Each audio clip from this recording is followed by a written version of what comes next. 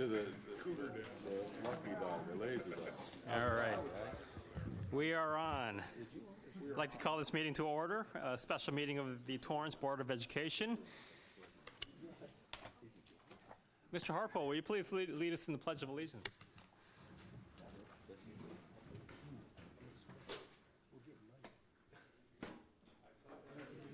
To the flag of the United States of America and to the republic for which it stands, one nation, under God, indivisible, with liberty and justice for all.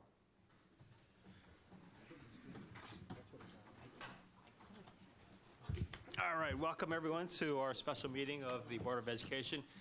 Before I forget, thank you very much to the City of Torrance for once again letting us use the City Council chambers to get the word out on the status of our Torrance construction activities. So here to, we have an agenda before us. Do we have a motion to Motion to approve? adjourn, I mean, motion.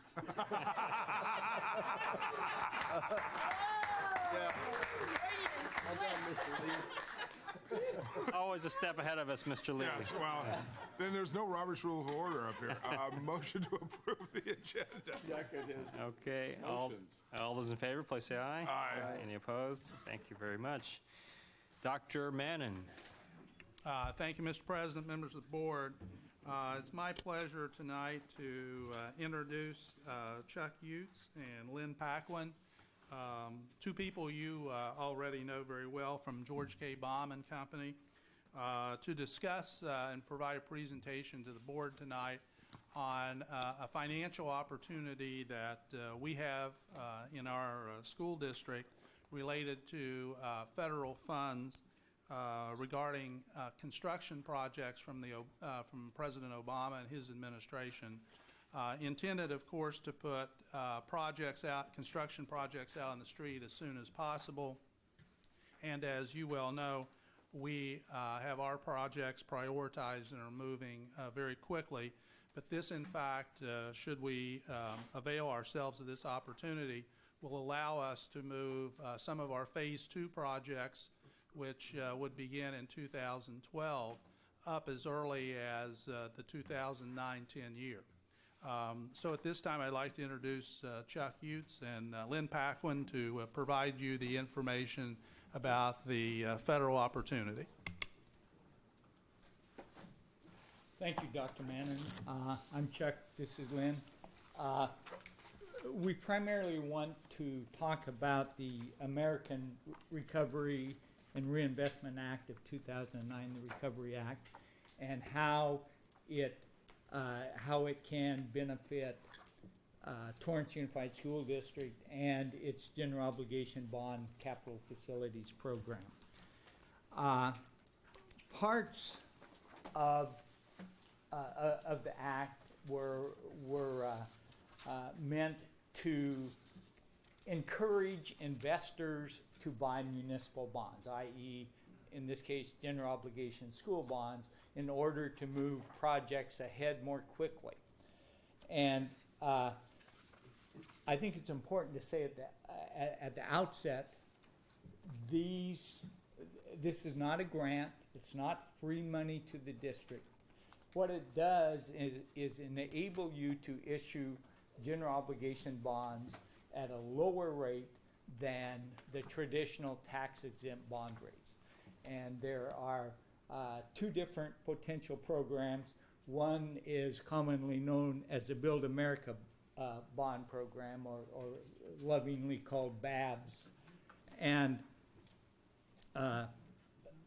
that enables the district to issue taxable bonds with a 35% direct subsidy from the government. So while from the federal government, while technically the bonds would carry a higher interest rate, there would be a 35% subsidy from the government, which then lowers the interest that the district's taxpayers would pay to a lower level.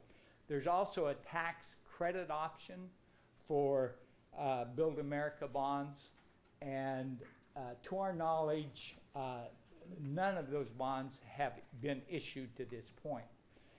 The program that we are most excited about, and I think California school districts are most excited about, is the Qualified School Construction Bond.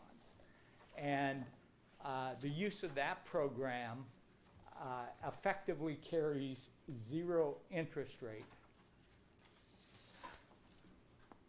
I'm sorry, you're not following the presentation is loaded there, and so we're having a hard time following your presentation Okay. because it's not going up on the screen. Okay. Okay, there we go. Build America bonds, new technology. All right. Pencils are hard for me.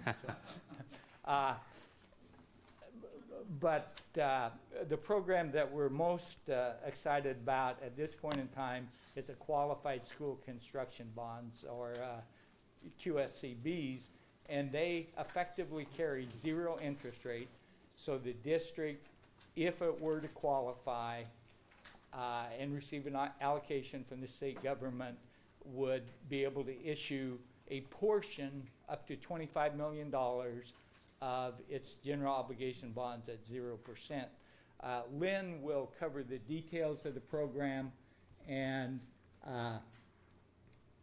will define how it would specifically be used in Torrance Unified, but it has the potential to save taxpayers in Torrance millions of dollars in the repayment of its general obligation bonds, which have been previously authorized. Excuse me, this is not a new series of bonds that the government's giving us. This is how the government program affects our general obligation bonds that we passed, right? Absolutely right. Okay, so, all right, so we don't know if we qualify for the qualified school construction bonds. We're looking into that? No. Why don't you Okay, define ahead of that you. program a little further? Yes. If we can go back to page 3 and talk a little bit more about the details in the Build America bonds, and you're correct, Mr. Steffen, that these financing options really benefit districts such as yours that have outstanding bond authorization. Although a district could conceivably issue a certificate of participation and take advantage of these financing options, realistically nobody has the money these days to have a general fund debt on their books. But the Build America bond options, as outlined on page 3, give you an example. And what this means is that, for example, say you had $1,000 worth of interest payment. So if I'm the bondholder, I'm indifferent because in either manner of issuing the BABs, I will receive $1,000. And the first example there is that the bondholder receives an interest payment from the issuer of $740. And then they receive a tax credit worth 35% on top of that for another $260 for a total of $1,000. The bottom example, which is, of course, how most districts and local governments have done these types of issuances, is what they call a direct pay subsidy, where you promise to pay the bondholder $1,000 in quote-unquote interest, but the federal government will reimburse the issuer 35% of that. So in effect, the issuer is paying $650 in interest and receiving $350 back, which would be deposited with the county in the debt service fund, and then lowering your cost of issuance that way. And this has been the most popular way to do this. Our firm has done about $500 million worth of BABs at this point, and they've all been this direct pay subsidies because it does make more sense for the issuer. And as Chuck mentioned, there is no allocation process for the Build America bonds. If you have authorization, you just designate the portion that makes economic sense for the district to issue it that way, and then you're good to go as long as you meet the legal requirements. The Qualified School Construction Bond. Excuse me, I'm going to play stupid. The Build America bonds, on the second scenario where it's direct pay, the government is subsidizing up to 35%, $350 in your $1,000 example. So okay, let me bring it down to this way. I'm a homeowner, and I have to pay in property tax, right? Right. These bonds off. Give me that example as me as a homeowner. Is that a possibility? Well, for you as a homeowner, you wouldn't see a difference in the tax rate because the bonds would be structured to not exceed the tax rate promised to voters, and that would be $35 for the Measure Y, for $100,000, $13 for Measure Z. What it does do is it enables the district to issue more bonds sooner and to take advantage of the low construction costs right now. This is because it's more attractive to investors. It's because it's attractive to investors, and it's also because the federal government is subsidizing the interest payments. So when you have that revenue stream, without the subsidy, you're paying the full principal repayment and the full interest. With the subsidy, you're getting 35% subsidy on the interest payment. So therefore, you can issue more money now.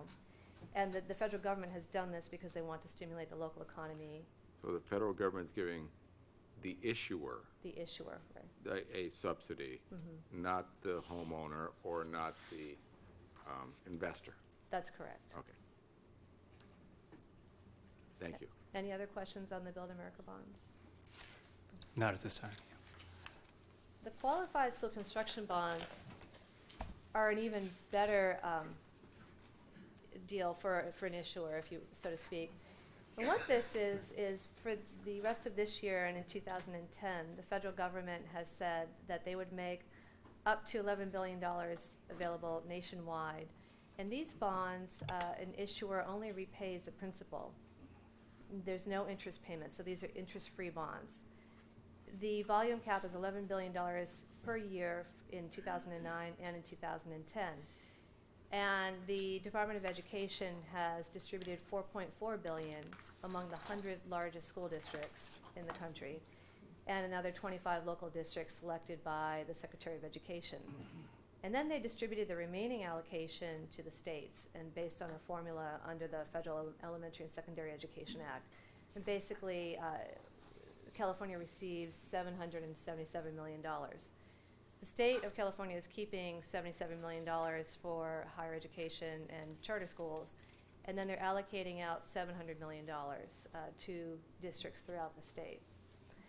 These bonds are very nice to be able to obtain the allocation and use them to augment your existing bond authorization, because as we spoke about in the Build America bonds, now you have 100% subsidy. There's no interest payment. So therefore, you can issue additional money at a lower cost of interest, and again, take advantage of the low bidding climate that you have right now.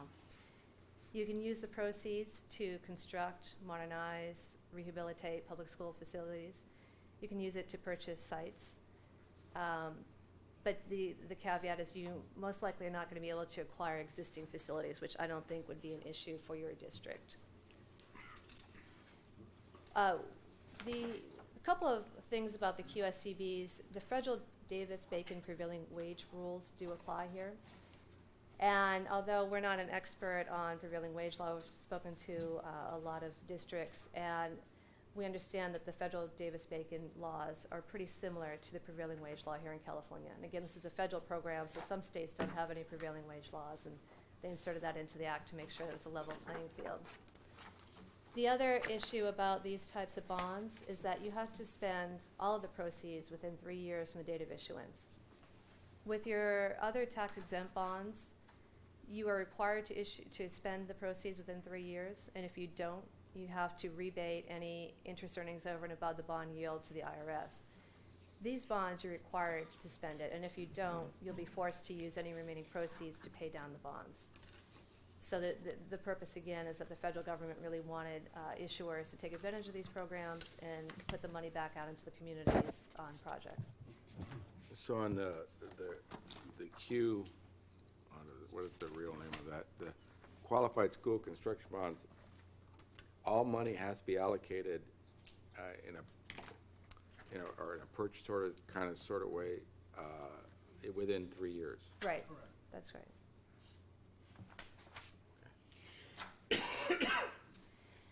Now, the California Department of Excuse me, Education. but projects don't have to be finished in 3 years. No, but your funds have to be pretty much The funds have to be allocated in 3 years. allocated and contracts That's- signed and Okay, in contract. right. All right. The California Department of Education about 10 days ago released its rules for how they plan to allocate their money. And what they have said is they will accept applications starting on August 25th, and there's a one-page application that's in Appendix A of your books. And they're allowing school districts to request up to $25 million. If they receive more applications than the allotted allocation, they will hold a lottery August 28th. If they have fewer, then what they'll do is they'll start dating them from the date of receipt starting August 25th, and they will fill them first come, first serve. This allocation, if you receive it, has to be issued by the end of the year, by December 31st. And if it's not, then your allocation is returned to the state. Individual districts cannot roll over an allocation until the next calendar year, but the state can. So that's why they're requiring that if you don't spend it by December 31st, or don't issue it by December 31st, you need to turn it back over to the state. And they will have another allocation process in 2010. They are thinking they're probably going to stick to the same outline and rules, but I think they're waiting to see how this process goes too, and they might tweak it a little bit. Page 7, and I'm sorry this is a little bit hard to see on the screens, has the estimated bond program. And this is really an interesting slide. And what we've done in the very top line is to show you an example. If the district issued $56 million of tax-exempt general obligation bonds at today's rate, we're estimating that your interest would be about 6.1%, and your total interest paid on that would have been $95.4 million. If you do just tax-exempt and the Build America bonds, now you're reducing the tax-exempt amount down to $26 million, and you're putting in $30 million worth of the Build America bonds. That brings your interest paid down $20 million to about $75.5 million, and your interest rate down to 5.54%. And then if you are able to obtain the allocation, and again, it's $25 million per issuer, so we've split the QSCB allocation between Measure Y and Measure Z, then you're only issuing $13.5 million of the tax-exempt, $30 million of the Build America bonds, and $12.5 million of the QSCBs. That cuts your interest paid by almost $40 million, and it brings your estimated interest rate down to 4.46%. So it's quite a huge savings to the district. And Measure Z, tax-exempt bonds only, you would probably end up with about $19.3 million in proceeds and be paying $45.5 million in interest, with an interest rate estimated at 6.76%.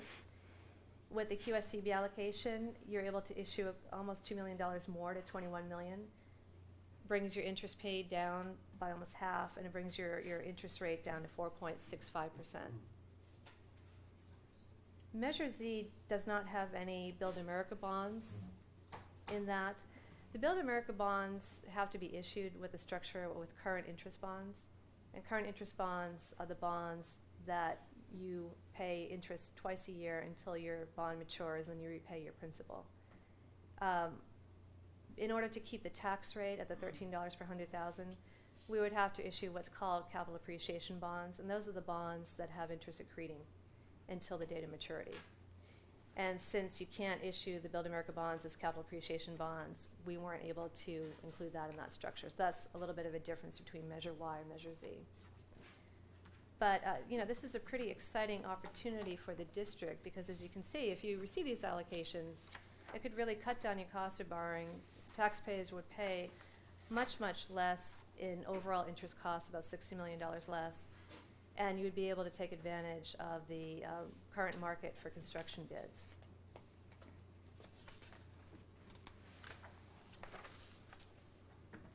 Sounds good. It's a great deal. And in summary, just to sum up, again, this is a program that the feds have only allocated for the next 2 years or the next 18 months. They may decide to keep it going after that, but we don't have any indication of that as of yet. This, again, would be part of the district's overall general obligation bond authorization. So it's not additional funds on top of your bond authorization. This would be part of your bond authorization. But it would help you to stretch the property tax revenue further and lower the overall cost of interest paid for the taxpayers while keeping their tax rate at the rate estimated to voters during the election. And Appendix Appendix A has the one-page application.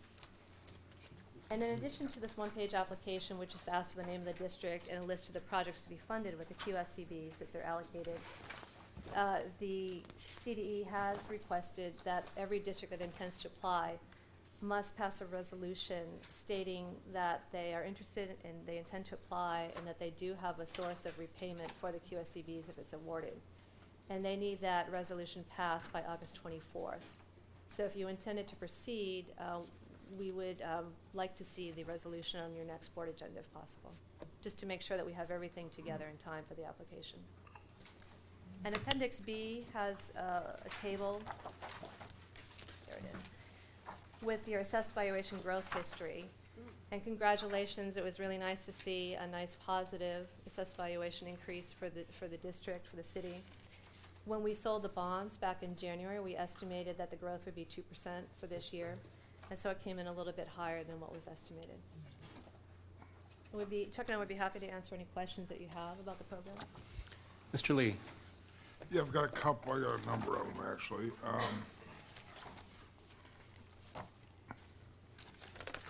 On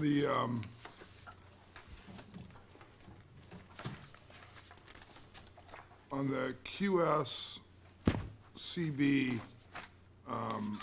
bonds, so basically, the district would be eligible to float bonds both in 2009 and 2010. If we were, in other words, am I allowed to bite that apple twice at 25 million per time? That's the way the program looks now. And you would only be able to do that if you were, I think, lucky enough to receive an allocation for both years. There's no assurance that you can receive a QSCB allocation for either 2009 and 2010. And theoretically, you could receive it for both years. You're in this business, this is what you do, and do a fair amount of bond financing for school districts. What do you think the demand's going to be given the amount of money available?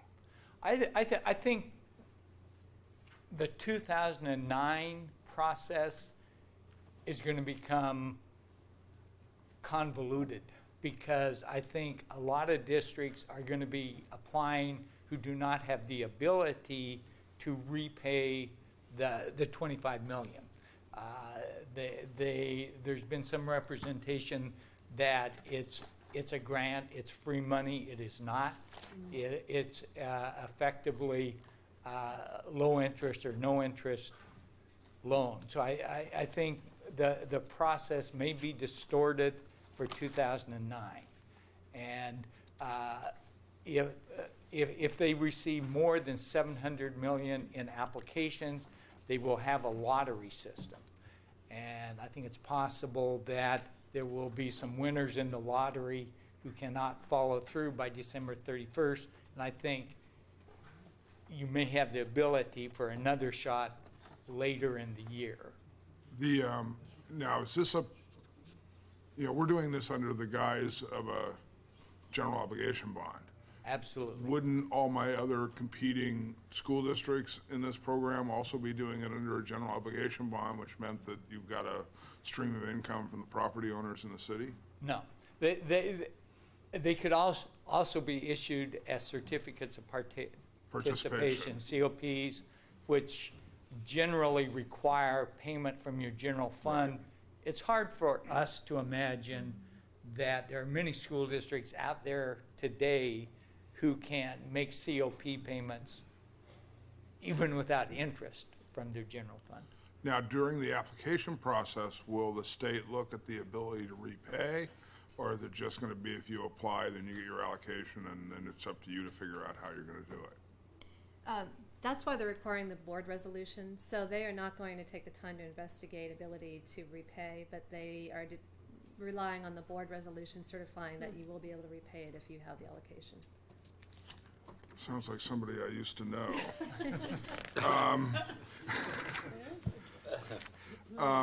Last question. On the charts on page 7, you're showing what the reduction in interest rates per the, whether they use the Build America bonds or the qualified school bonds. So let's say in the most perfect case, you're looking at, roughly $40 million in interest savings on Measure Y and roughly another $23 million in savings on Measure Z if we win the lottery. That's right. Okay? And even if we don't win the lottery, we're still looking at about $20 million in savings. Now, does that savings, to use Mr. Steffen's analogy, when I refi my house, I can either keep the payment the same and have a bigger mortgage, or I can make the mortgage smaller, or I can keep the mortgage the same size and have a lower payment. So what I'm saying here is this savings, will it go to the taxpayers in the form of a lower rate per 100,000, or will it come to the district in the form of additional monies for construction? The anticipation is that the savings go directly to the taxpayer, and if, as you say, you were to win the lottery, the taxpayer would save the $60 million.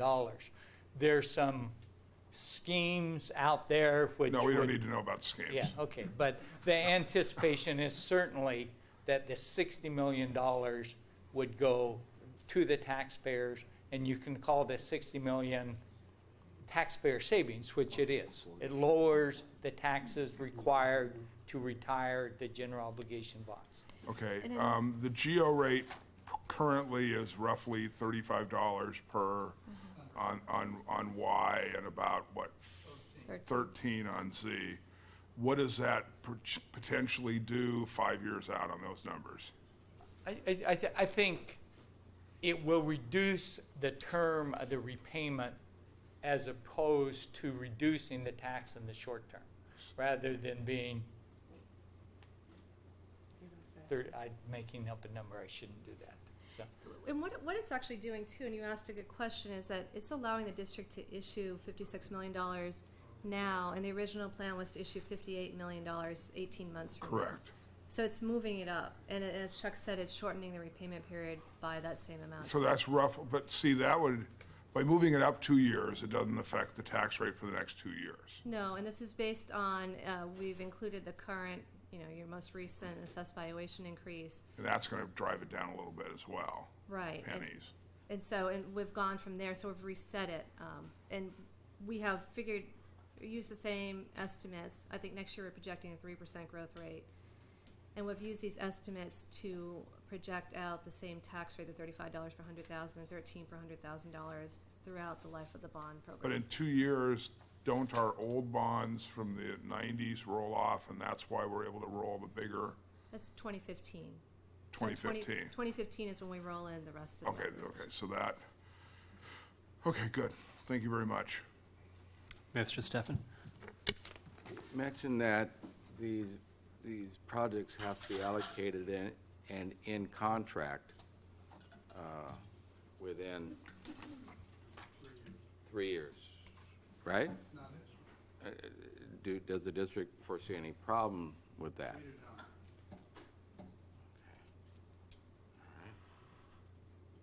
All right, that was that question. I have one last question. Do you have a question? Yeah, one. Yep. Okay, so we're gonna have, again, we hit the lottery, we hit everything the way we want it. We're looking at adding another, roughly $75 million, $75,300,000, and moving it forward in effect 18 months, 2 years, whatever it may be. Probably a better question to the other people sitting in the front row. If I give them $75,000, can they execute? Answer to your question is, based upon our agreement in hiring the firms that we hired, both architects and also the construction management firm, they in fact can take care of the additional projects that we put online. That's part of our agreement with each one of the firms and also with the Barnhart Corporation. We have discussed this with each one of the firms. They indicate they can, in fact, meet the contract requirements that we set forth for them. Well, there's enough subs, there's enough contractors, enough people out there that will be able to do it the way we want to do it, A. And B, obviously, if we do the Build America, but we operate under prevailing wage anyway, Correct. so that's not going to be an issue. It is not going to be an issue. Okay, good. Okay, thank you. Mr. Steffen? If these projects are accelerated, if that's the right term, Correct. That's a correct term, I think. given the staging and given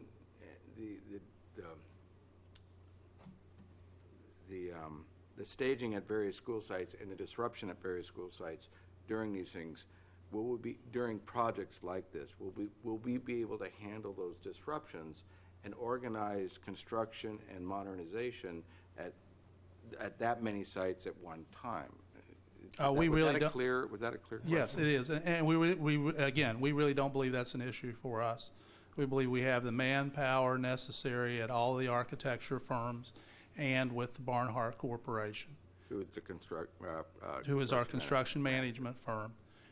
In fact, all the firms have agreed that this is a very positive move for the district, and that by moving some of the projects that we would have started in the design stage in 2012 to somewhere in this next school year into the design stage, puts us in a position where, quite frankly, we could save millions of dollars in construction costs over these next few years, which, as you know, is always our goal to bring in all of our projects at estimate or under estimate. And so this would essentially assist us for years in the district by accelerating these projects. If we bring the projects under budget, does that mean that we would have more money to spend? What we have said for some time is that we want to ensure that all of those projects that are setting out there somewhere in that 2016, 2017 would have certainly all adequate funding to produce those projects. We believe that is correct now. With with any additional funds, that provides us additional insurance, so to speak, for those projects out there in the future. And should we, in fact, which I don't think we will, but if we should, in fact, end with all of our projects completed and a few $1 million in the bank, I see nothing wrong with that. Okay. Mr. President? Yes. If I may add just one more time, I'm hearkening back to our previous bond, and one of the conclusions about the previous bond was that there were too many projects going on at the same time with not enough personnel on our part, and perhaps on the part of the folks that we had contracted with to do it, to make those projects, to make sure those projects were completed adequately. What's different this time, Dr. Mannon? Well, I don't think there's anything, I think there's no comparison under what our program is today versus what Measure R was. So I don't think at all that is a fair comparison. In fact, I also heard just the opposite of what you heard, and that was that the district couldn't get projects underway. In fact, we have many projects underway at this time. Again, based upon what we negotiated before we started our whole construction project was to ensure that the firms we hired had the manpower necessary to go in any direction we needed to go in. Meaning, if we had to or had the ability to accelerate projects, we certainly would. And they knew that when they all signed contracts with us with it. So we really do not see manpower as an issue, and each of the architecture firms have indicated to me it is not an issue with their firms, and certainly the Barnhart Corporation is large enough and strong enough to be able to handle, and we have already had discussions with them in terms of which projects might be moved up And all you have to do is go to our website, and you can see Phase 2 projects, so you can know which projects we probably will, not probably, we will follow the schedule with. So they're already aware of that. I'd like to add one other thing to that. Another major difference between this construction program and the one with Measure R is, if you remember, the majority of the funding in Measure R was coming from the state. And actually, the district started applying in 1996. Their applications went in 98. They didn't get the money until 2001, 2002, and that's why you saw that compression of projects, because they under constraints from the state to get them in through DSA, get them bid, get them out, and get them working on. We don't have, this is our money. Very large majority of this is our own funds. So that's not going to be a problem now to worry about the state, when the money comes, if it comes, or wait for the state to pay it, which helps with our architects and our construction managers and getting contractors out there to work. I love the idea of being able to capitalize on the construction environment right now. Get so much more out of our money. Wow, great idea. Thanks. Dr. Torrance. Okay, so just a couple of questions here. So with this infusion of the $4.4 billion into California, is that going to change, do you think? I mean, would that change the construction costs? Is that a significant amount of dollars? Oh, that's an interesting question. Actually, I think Dr. Ernst meant that for me. It's an interesting question because I just had that discussion. Yeah, okay. According to our discussions with our own firms that you see here today, it probably does not. It's not, although it seems like a huge amount of money, to us, it is not a large enough amount of funds to really change much of what we do. And many of the subcontractors, which you have already seen so far on our projects, are subcontractors that have long-term relationships with the Barnhart Corporation and have worked with architects that you see in this room. So we don't believe that will really change much and make a difference within the overall scope of this whole construction throughout the state of California. Well, in either way, they're going to allocate the $4.4 billion. So correct. It doesn't hurt us to go for it, so to speak. All right, so then some follow-up pieces here. We're not one of the 100 largest school districts with numbers of children in poverty. We are not. We are not. So we're not eligible We are not. in that category, so to speak. But instead, we'd be part of the remaining districts applying. Correct. The assumption is that there'll be more districts applying with the amount of dollars, so it'll probably go to a lottery, and we'll just have to get lucky, so to speak. Let me clarify one thing before we move on in answering your question.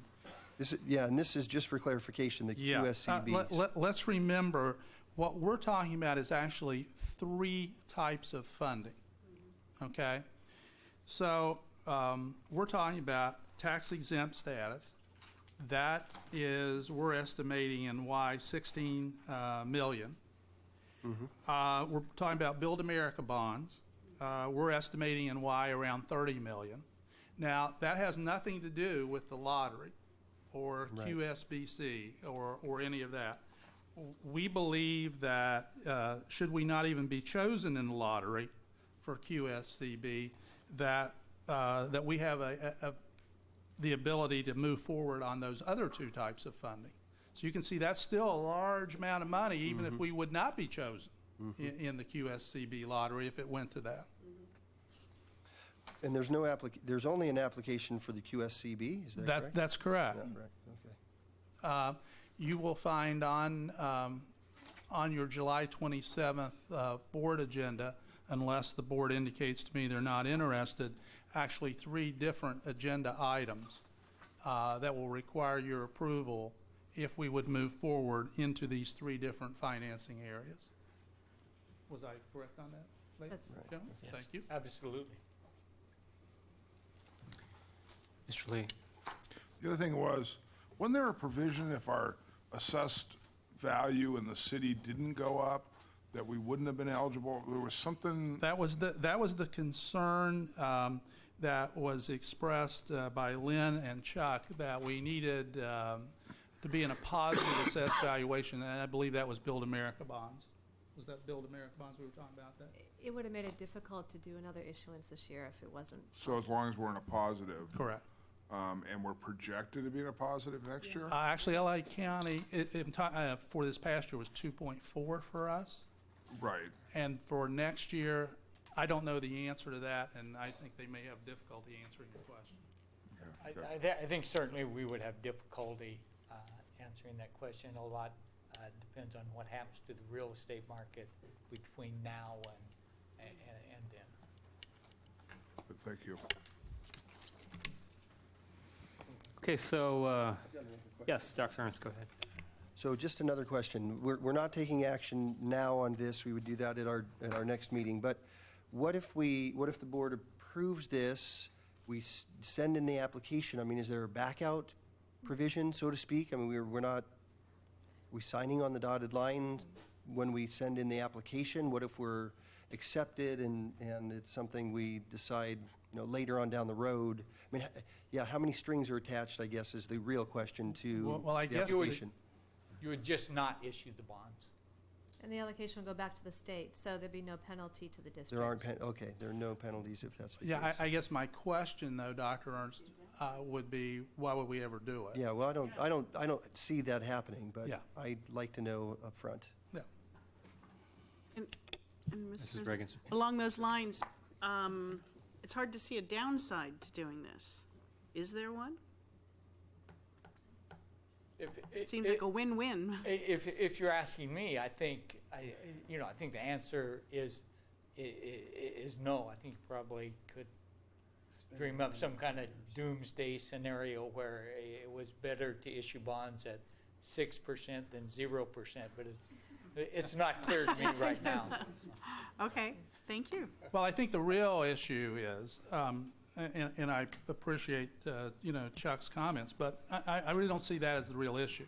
The real issue is that we would be issuing bonds in 2012 again anyway. That's our next issuance.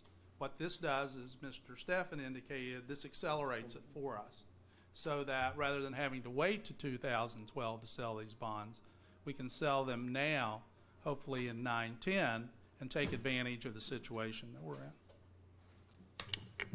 Mr. Lee. Another question. Would we then, in turn, float bonds would we move issues further? In other words, we're scheduled to issue bonds in 2012. We will still issue a small amount of bonds in 2012. Okay, so, to make up the difference between this and what was scheduled. We'll in have to, 2012. the schedule will have to be redone on that. It would be the difference in 2012. It would be the difference in the amount that we originally said we were going to issue versus how much we actually sell on these three types of funding. And that would leave X number of dollars, which we would sell in 2012. Now, are we going to get in a situation where everything goes perfect, we build all this stuff, blah, blah, blah, blah, we get into 2013, and all of a sudden, we've got to wait for the next issuance? A great question. That was a discussion we had Monday of this week. Because of the amount of time that it takes us in the design stage, especially with high schools, and there are high schools that are in phase 2, that really won't happen because it takes us a great amount of time with high schools in going through the process. So there really will not be a lag time in that period of time. But yet, conversely, we have to be able to get these projects up and at least bid within 3 years. Is that what I heard? Contracted. And we will. Well, it sounds like you just told me two different stories. No, what I was saying is that we really won't see much of a lag time between 12 and 15 as we're moving through, because some of the money between 12 and 15 will be issuance from 2012, not necessarily this money. And right, and the only money that both Build America and the qualified school bonds, though, both have that 3-year rule. That's correct. So we may want to manage, well, okay, then obviously you guys have talked about it, so. Yeah, and then we'll build the schedule out that way. Okay, good, thank you. Mr. Steffen? Hold off for a minute. So, Dr. Mannon, you know, we've become accustomed to bad news lately that you're dealing with a skeptical bunch here. I mean, no downsides, no risks to this. No, we really do not see that. We, by the way, this is not something that we just came upon in the last, week or so. This is actually quite a bit of work by Chuck and Lynn dating back to April. So we've actually been working on this whole piece about the finance for at least 4 months now. And during that period of time, we were still having discussions with our architects and also the Barnhart Corporation in trying to get together the numbers so we knew where we were going to go in terms of the amount that we might receive. And then in that opportunity to look at phase 2 projects. So we actually have spent a considerable amount of time in planning before we brought this to you. Based on where we are today, there is not a downside. Now let's reverse it and take ourselves back into 0102. If we were in 0102, we would want to slow down projects instead of speeding up projects, because in 0102 is when we saw that almost 45% increase in construction costs. So we would have gotten less for our money by moving projects through very quickly. In this case, the quicker we move projects, the cheaper it's going to be for us. Okay. All right, I'm going to try. Mr. Steffen? So if we accelerate bond issuances now, the property owner will not be affected in an increased rate Correct. anyway. If we accelerate these now, projects will be completed sooner than would have previously been completed, or previously, on our previous schedule. Correct. All right. Okay, so it doesn't affect the taxpayer and their We tax. pledged a rate of 35, not to exceed $35 for Y and not to exceed 13 for Z. Right. So we have to keep within that parameter. Okay, and we will keep that even though we're issuing bonds at a quick, That, at a much by more- utilizing these financing methods, it allows us to keep within those rates. Okay. Okay, why don't we see if there's anyone in the audience who'd like to ask any questions regarding this. We have the benefit of many of our members from our Bond Oversight Committee here tonight. We have the benefit of Mr. Kuwahara here with his 12 years of experience on the school board. Is there anyone who'd like to address this? No. Okay. So the bottom line, as I heard it and as I understand it, is that as far as the Torrance community, it's the potential for lower tax rates for Torrance taxpayers. It's getting the money up front. It's not going to lower the tax rate. It's going to keep the tax rate at the rate we indicated that we would do. It may pay the Pay bonds off off sooner than what was originally advertised by us, which was a 30-year, if I remember right. Each series is a 25-year series. And so that would benefit the district and not the taxpayers. Well, it benefits the taxpayer also because it will go off the tax roll. Okay, Earlier. that's okay. So it's not the rate; it's the The length. the The length of length time. and the amount that the taxpayer would Correct. be paying over time. Right. Okay. And we would get the projects done sooner. And at a lower cost, which then would provide, even more additional funds within the district's construction program. To possibly get more for our money.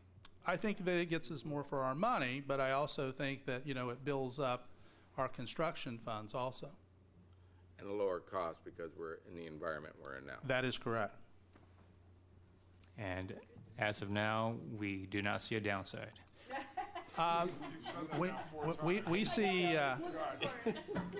We see no downside from a professional standpoint with our firms that currently are under contract with us, from our financial advisors, or from our bond attorney, Mr. Field. Okay. Any further questions? Thank you very much. Thank you. Thank you, Chuck and Lynn. Thank you very much. Moving on then, we have our updates, construction updates for Measure Y and Z quarterly construction activity. Thank you, Mr. President. At this time, you can see the construction team out in the audience, a cast of thousands. And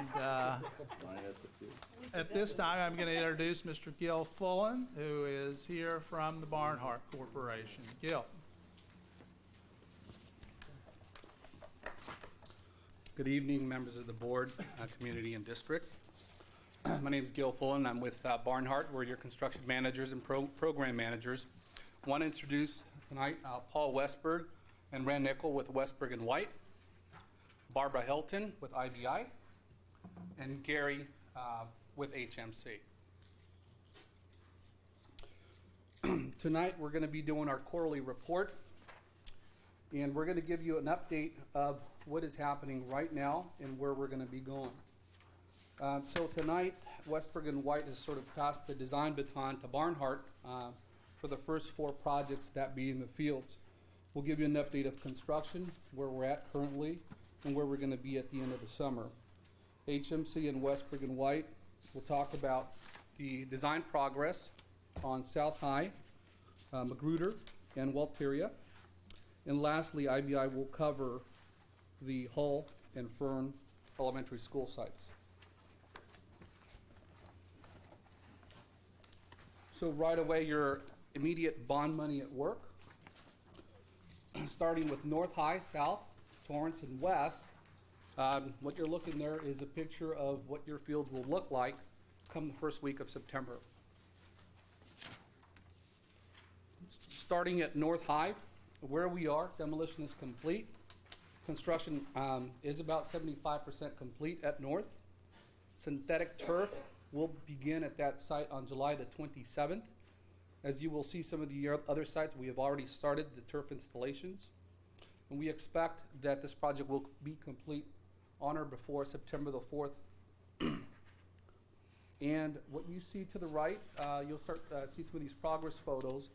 You'll see a lot of the underground drainage systems going in, and the curb system that act as supports for the base and the turf that will be coming soon here at North.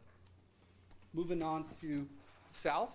South is approximately 60% complete of the 4 sites. This is the one that has the tightest timeline. The synthetic turf has begun at this site and will be completed on July the 28th. And the bleacher installation is scheduled to begin on August the 3rd and complete on or before September 11th. And we really do hope to improve that September 11th, and we're very confident that we can improve on that date. So we expect that to also complete September the 4th. But I wanted to give you worst case scenario at this point. Where we are going with South, one of the comments that came back during the DSA back check was that they wanted the restrooms to be modernized. So as part of that, those restrooms have been designed, and we are scheduled to put out a bid late this year and to begin construction after football season, first part of next year. So that's where that portion of South is headed. Mr. Pullen, we have a question. Yeah, I have a Question. question too. Was it me? Okay. And then This is a question for all the fields, so I'll ask it now, and then I was going to ask about the picture up there. But last time we met here, we had a concern about DSA and bleachers and things. And I believe now we don't have that concern, so just... Just a couple of comments that I'd like to make about that. First of all, I want you to know that the Department of State Architect's office has worked with us cooperatively. We appreciate their staff. They have allowed us, as Gil was indicating, to roll some of the project into the larger modernization of the school site as a whole.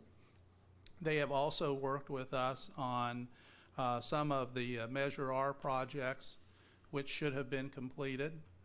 They were not. And Department of State Architect's Office could have taken a position, a legal position, that we had to complete those before we could touch anything else. They have not done that. They have worked cooperatively with us and indicated that we can roll those ADA projects into the larger project as a whole. They have worked with us. Obviously, we have a high priority because I have certified that these are shovel-ready projects. So they have moved us very quickly through the line. And so as of this point, we believe and are very positive in our day-to-day working relationship with DSA, and they have moved all their comments out very quickly for us so that we can meet the timelines. So most of the problems with Measure R were ADA problems. Well, most of the problems that were not completed from a DSA standpoint were ADA projects that were not completed. Obviously, DSA could take a more directed position toward us, and legally they can do that and say these projects have to be completed before you can touch anything. They have not done that, and I think they take us at our word. They've been able to see that we can certify to them what projects we're doing, when we're doing it, and how we're paying for it. And therefore, they have been very cooperative with us. Oh, and I guess the last question is the first picture up there is, it's an interesting picture, so if you would explain that one. The one on the left side? Yes. So what you see there is the foundation systems for your bleachers. On the left side, you'll see the guy on the roller who they have laid down the asphaltic paving, preparing for your future rubber track surface. And over on the right side, you see the center area where they've laid down the turf materials. That will later get filled once it's stretched out and tacked to the perimeters.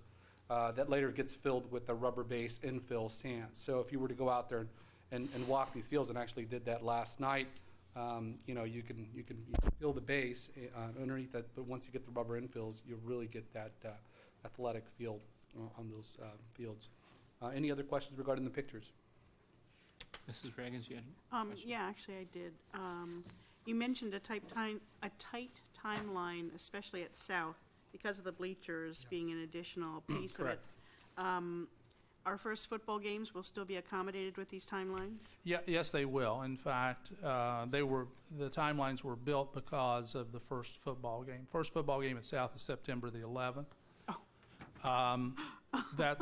That's why Gil indicated that we're confident it will be completed prior to September the 11th, but that's the worst case scenario. And if that's the worst case scenario, then Gil and Charlie Brown and John Bernardi are going to be there themselves with Finishing up. hoses, hosing it off, getting it ready. That's right. And I'm going to be selling popcorn at the. And I will say We this, heard about a month ago, we had this conversation, and that site was, we've actually improved it by 2 weeks. So we've been really pushing, and the vendors are working really well with us. And Charlie, our project manager out there, is doing a really good job at working with these vendors and pushing them. And we're extremely confident that we can gain time. That's just based on just one size crew. If they double the shift and go extra, we can definitely make up some real good ground. So we're monitoring it like every day. So we're on it, Okay. and we keep Dr. Mannon abreast of everything that's going on. Sounds great. And I just wanted to mention that the DSA is cooperating so nicely with us despite cuts in their department and all kinds of indications that might not be the case. Right, So. and I want to just make a really brief comment about that. We are attempting and have talked to the governor's staff that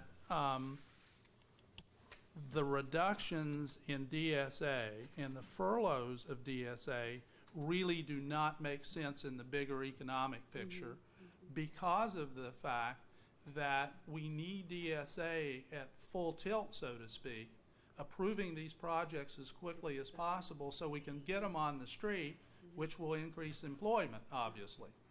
And, you know, that is really my understanding from some of the liaisons that we have in Washington with the federal government, that the Obama administration, and rightfully so, is trying to get these projects out on the street so that people can become employed. I mean, in California, the same person who puts a roof on a house that isn't being built anymore can go out and put a roof on a school. I mean, you know, come on.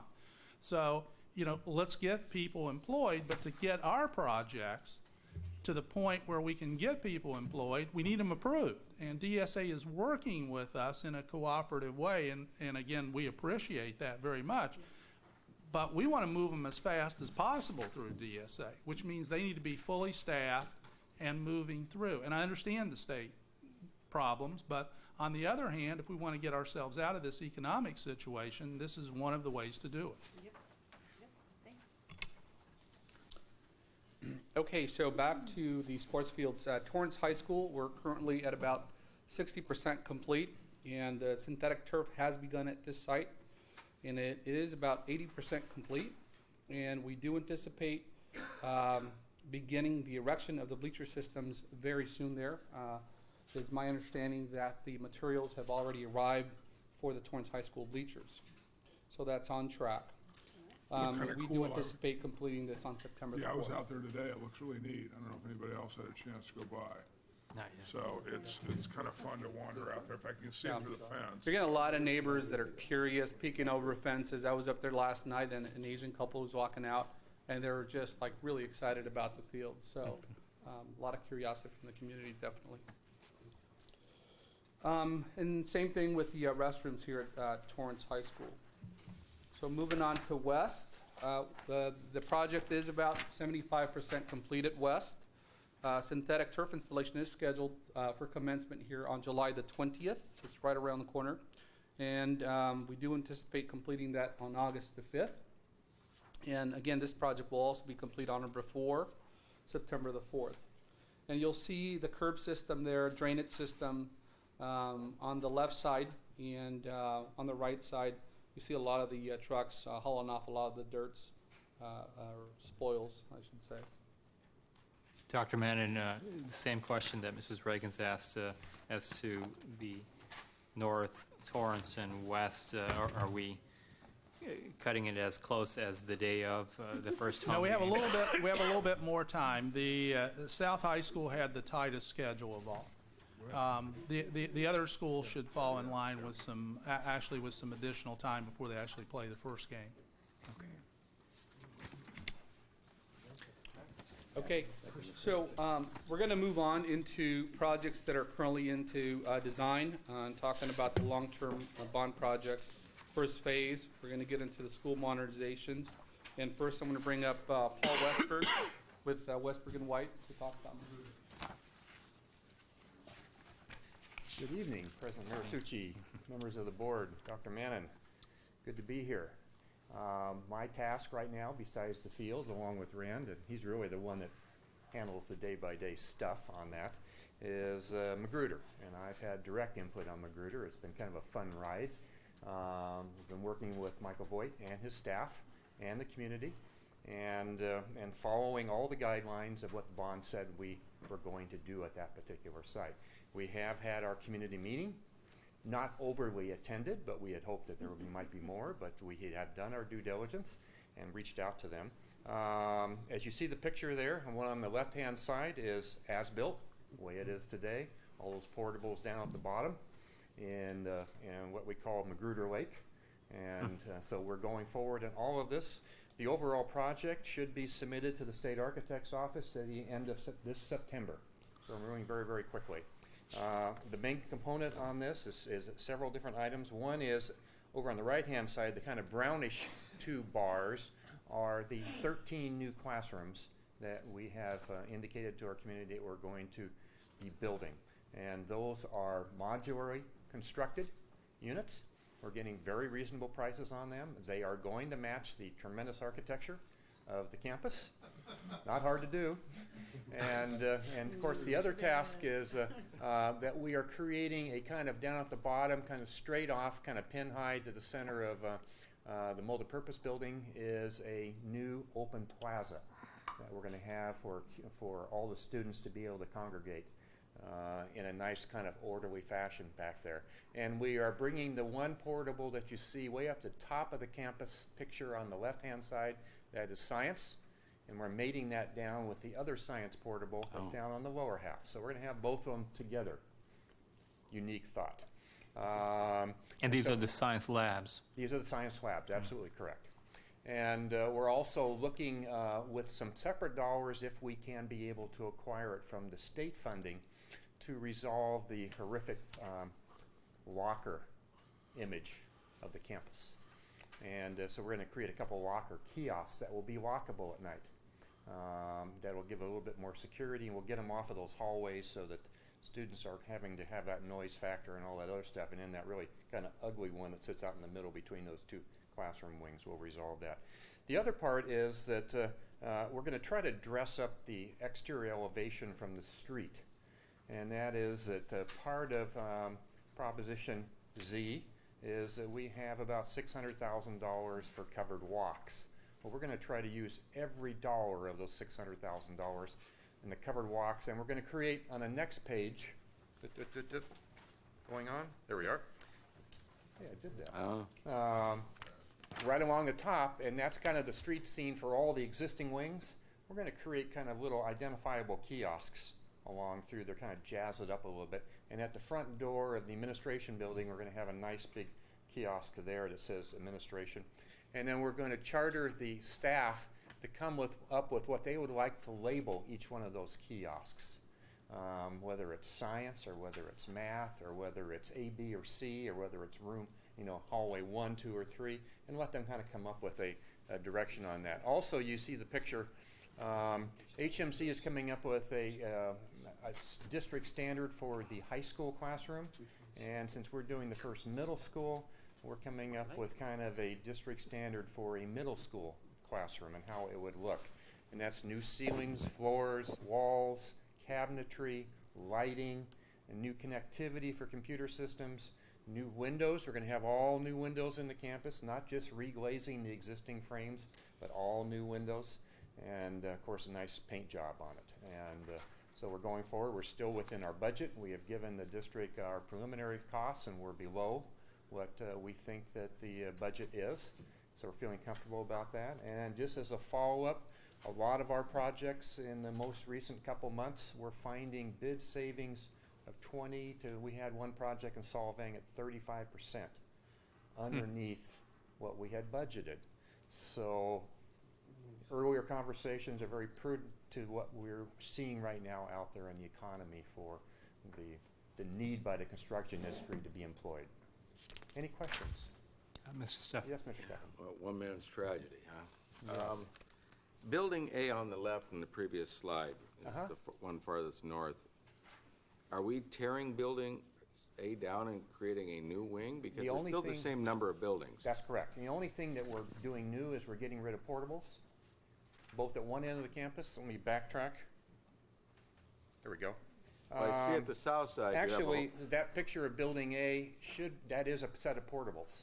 So we are removing those portables and building permanent, flush to grade classroom buildings. Okay. Though they are going to be made in a factory. By the time they get out there, we're working with vendors that make it look exactly pretty much the same architecture. And then at the lower half, we're getting rid of all of those portables, other than the pink ones you see on the right-hand side, which will be the two science labs, the steel drum building, if I'm correct, and then a special classroom function at the far right, which is a bunch of pull-out classes. Does the parking lot increase in size? The parking lot is actually very good. Parking lot is actually increasing because we're going to get a little more space allocation.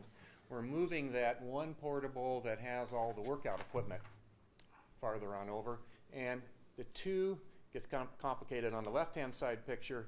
Some of the district-owned portables we're moving up to where you're showing the big box that's pink on the right-hand side. That is going to be a couple of your existing portables. We're going to take out the middle wall, and it's going to be kind of your inclement weather PE facility. Okay? And the other question I have, now, I was looking at the slide after this. It Going says back. Construction begins 2010, which may change if we do these. Oh, this schedule will still No, be the this same. is the first, okay.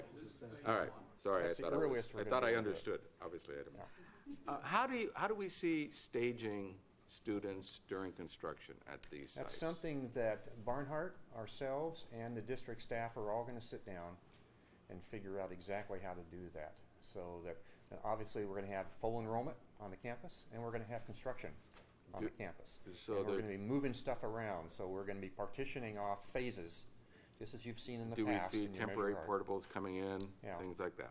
Okay. Exactly. And So we're that's going to have all in- interim housing, and that'll probably be running along the backside where the handball courts and everything are, probably out in that direction, the only place we have. Okay? Thank Any other questions? This is probably a minor detail, but the trees that you have in your architecture drawings, these are going to be as drawn? I mean, you're going to be... So we're gonna be- someday, in somebody's near future, we are really pushing for bringing back grass and Yeah. trees between the classroom wings and giving nature back instead of asphalt. And I think Dr. Mann's one requirement to all of us has been for each one of these modernizations that we're not going to leave the site till everything that's needed to be done is done. And trees are covered by our bond funds. Not necessarily. Very small ones. But 5 gallon with 2 stakes? the answer to your question is, however, one of the things that we will be juggling around, so to speak, are state building funds, which are not going to be a large amount of money, but we can utilize some state building funds. To pay for some trees. Could be. Okay. All right. Great shading factor. Yeah. Very good. Thank you very much.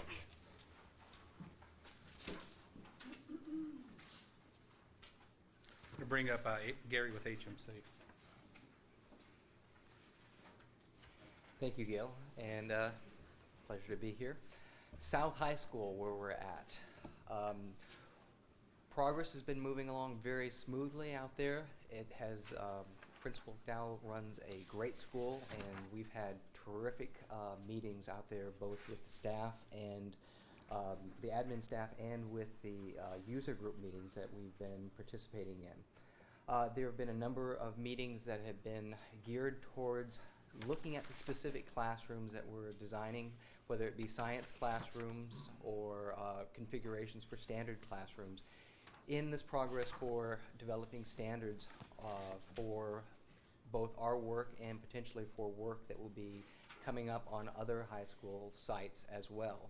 And that's something that's been in collaboration with both the district and with Barnhart in looking through all of this process. That has been going very well. We've been getting great feedback from each one of the teachers that have come in to look through the standards. We're getting specific ideas coming back for that site, as well as just general ideas of how we're going to be operating and developing prototypes for the future. Other meetings that we've had with the district have also been very important. We're setting standards right now for mechanical, plumbing, electrical, technology infrastructure, things that will be being developed and further augmented on other sites as well. So those meetings are ongoing again. We have been also hard at work with DSA, and I think Dr. Mannon has clearly explained a lot of things that have been going on, but we have also been having those upfront advanced meetings, getting clarification on what issues that we're going to be addressing both in our design, so that we have a clear idea of what is going to be incorporated into the documents, and we've had very good, successful negotiations with the district with DSA to put what is actually required so that we're getting all this information captured up front and in the cost estimates, which have been submitted to the district right so far.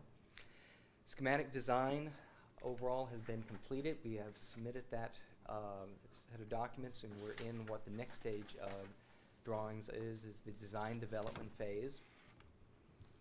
And that process is set to be done in mid-August approximately. And here you see a few updates on both the site graphics, where we're at to date, as well as just some classroom. You see that on the right-hand or left-hand middle side. We're looking at some classroom updates.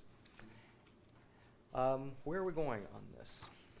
We're still set to be on schedule with a approximately November timeframe of submitting to DSA.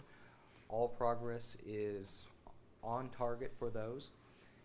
We're currently working with district staff on walking through, getting surveys for sites, getting all the information that we're going to be able to need.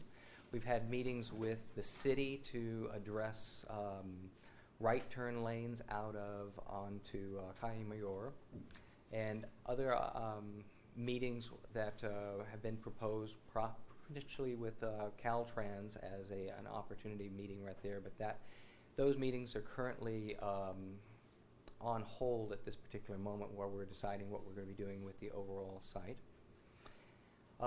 Construction schedules, as you see there, are all on target for beginning the project next summer. That's what we've got for South High School. I can move it on to if there's any questions first here. Gary, just one comment. You might note, out of our ongoing projects, because the scope of a high school is so much larger, we have not had our site community meeting yet. We will have a site community meeting somewhere before November, hopefully in the very early fall, where we go through the site plan with both people who live next door, our neighbors, our parents, and other staff folks who may want to attend those. But this is, out of our ongoing projects, this is the only project that has not had a site community meeting. Mr. Steffen. So at South, it appears, and I'm trying to remember, there's no new construction going on at South. It's modernization. Correct.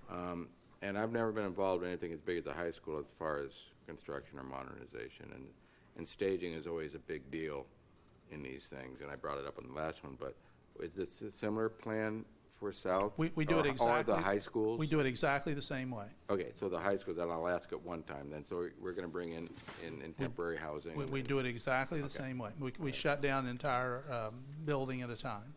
Okay. Now, the difference in that you're going to see with South, and South will be our first high school undergoing renovation, is we'll also be using Z money for the renovation of the gym. So the South High School gym will be shut down completely, due to renovation. And therefore, Mr. McDowell's already, been working on, the alternate schedules and all of that will take place once we actually go into construction. Busing teams to There other will, sites? exactly. It will not be open because remember, when we're going into that gym, it is completely redone. We're talking, we're not only talking about, changing the gym floor. We're talking about locker rooms. We're talking about restrooms. We're talking about everything in that gym. So that gym will shut down for a long period of time. Thank you. And in that gymnasium, we've had extensive meetings on that gymnasium, looking and discussing that with user groups, and we're looking at ways to capture really space that's probably underutilized right now, that is going to be a significant improvement to the campus overall, but certainly to the function of the gym. Mr. Lee? No. Dr. Manna, you mentioned that the first the opportunity for the community to provide input on the design is going to be in November. That's also indicated as the time that No, excuse me, Mr. Mersucci. I indicated it would be prior to November. Prior to November, okay. So prior to submission, design to be submitted to DSA. Mm-hmm. Okay. And just to clarify, the purpose of trying to establish district-wide standards for high schools, is that to cut down on costs?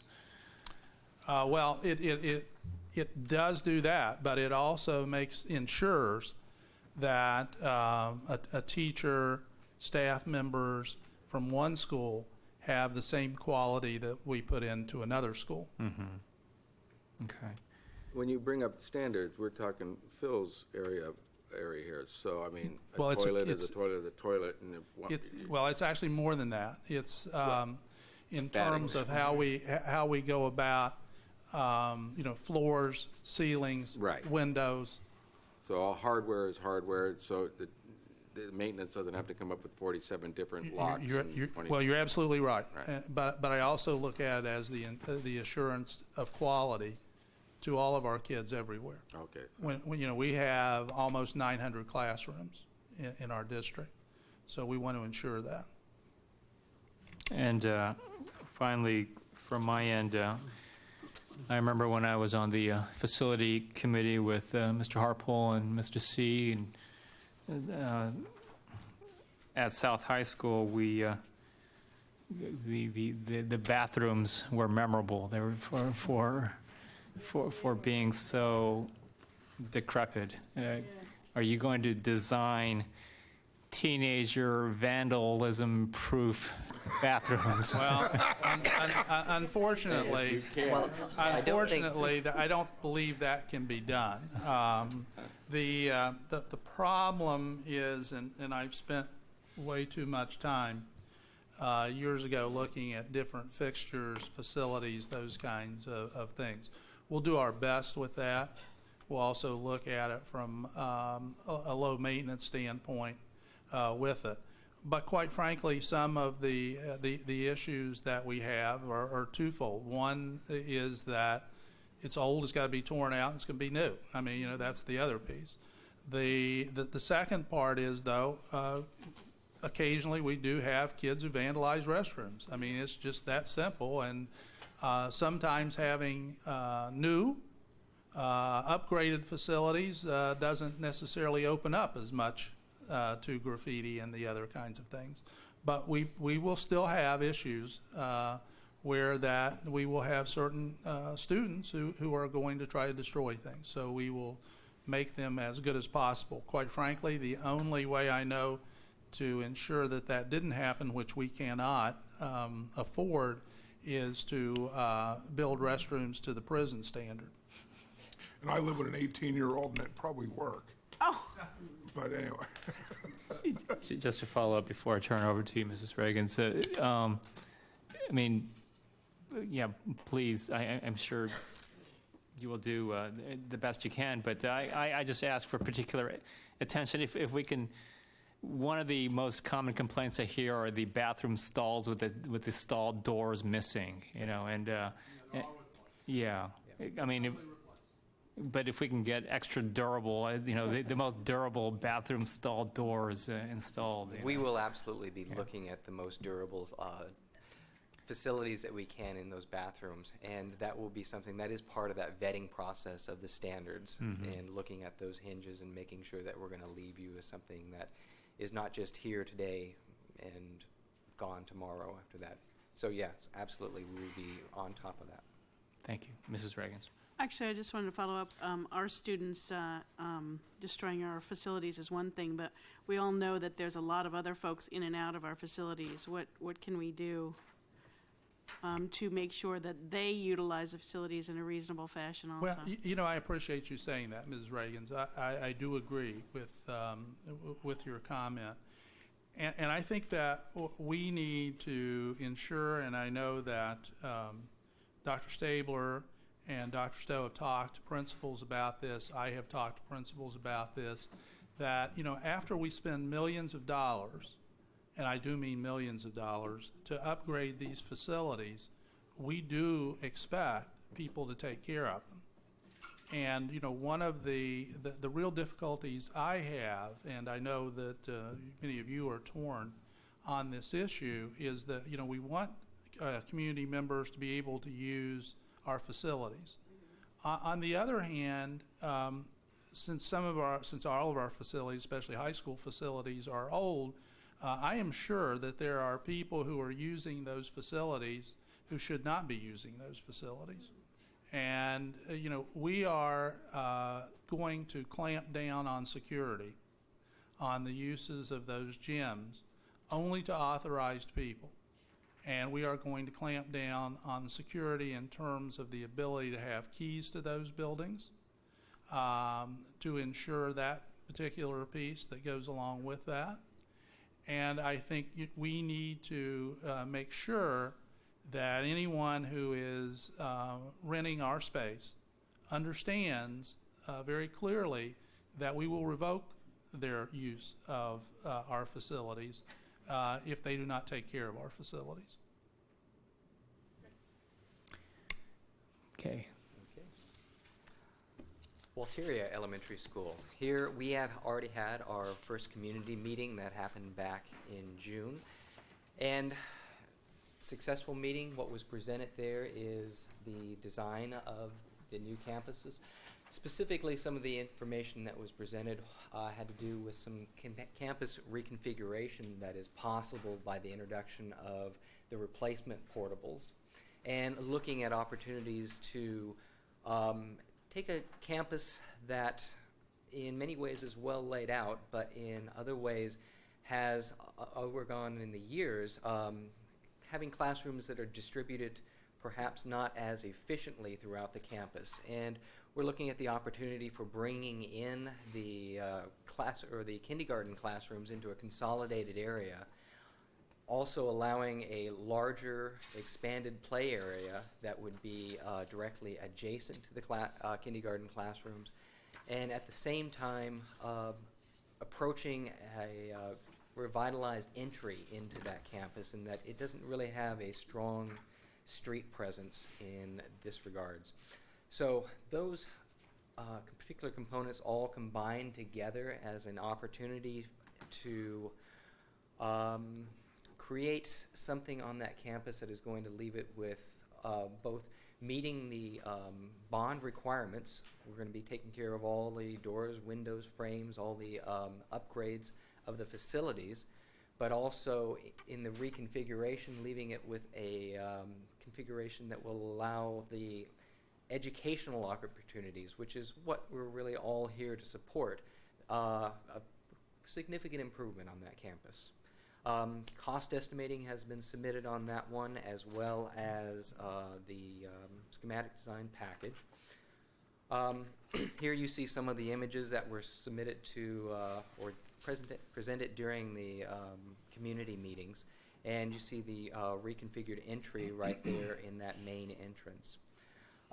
There has been significant discussion here on finishes as well, looking at floor finishes and colors, ceiling finishes. One important item perhaps to mention on this and on the high school is that we're working with the district for opportunities to install some of the finishes that are being proposed by all the architectural teams onto existing campuses sites. Specifically right now, Torrance Elementary School is being looked at. And that will give an opportunity, you'd mentioned things, how do things wear? And how are they going to be for the long term? It'll give us an opportunity to investigate that process, see how it's going long before we're going to be installing it into multiple classrooms. So that is I think a unique opportunity for the district to have, especially in this point of the construction, before things really start moving in earnest in the next summer. Yeah, on that issue of durability, I remember some of our teachers talking about how they needed to put tennis balls under their chairs so that it didn't scratch up the floors. Right.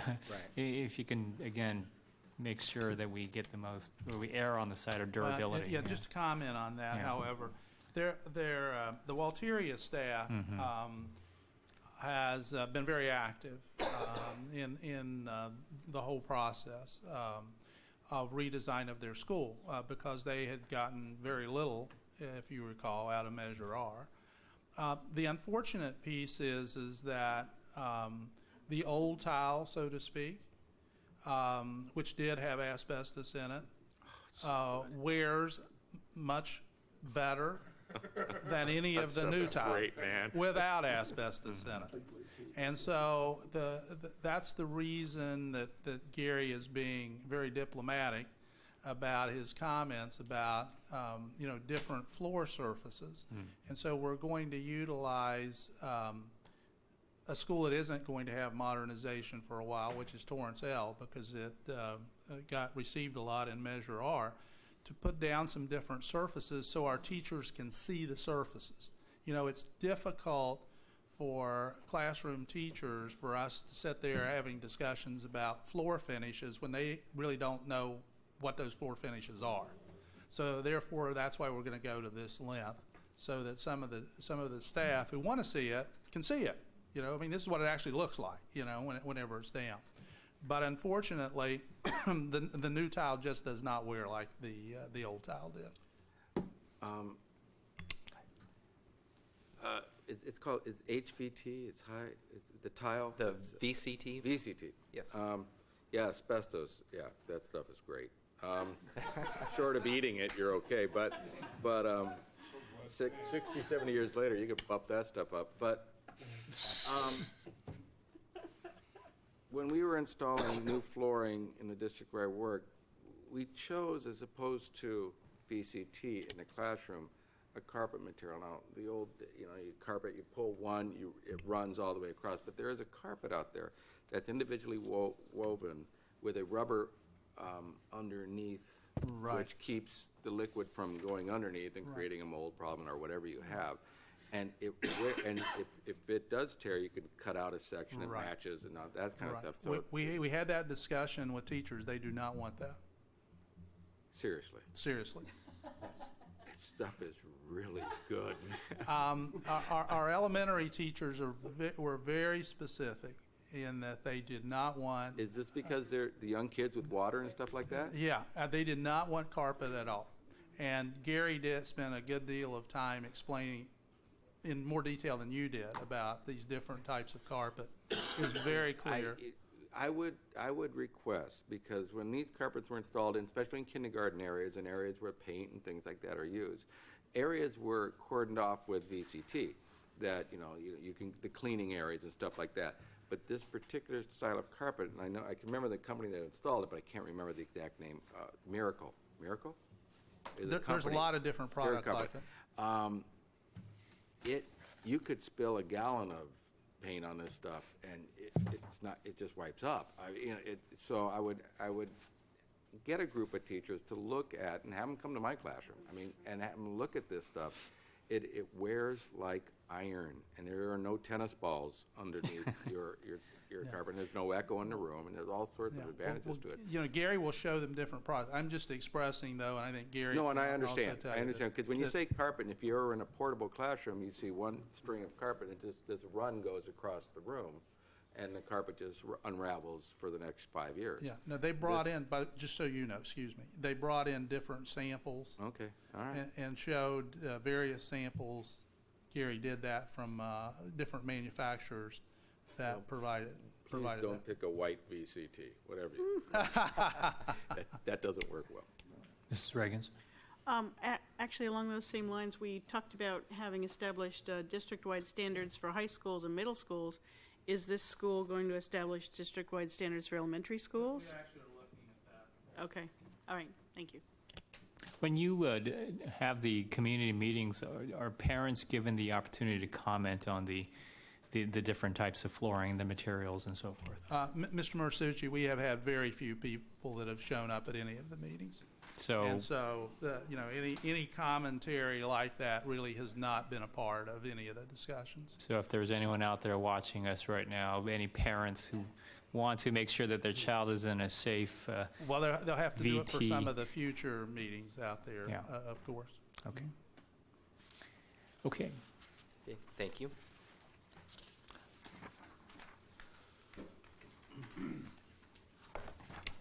And our last presenter of the night is Barbara Helton with IBI.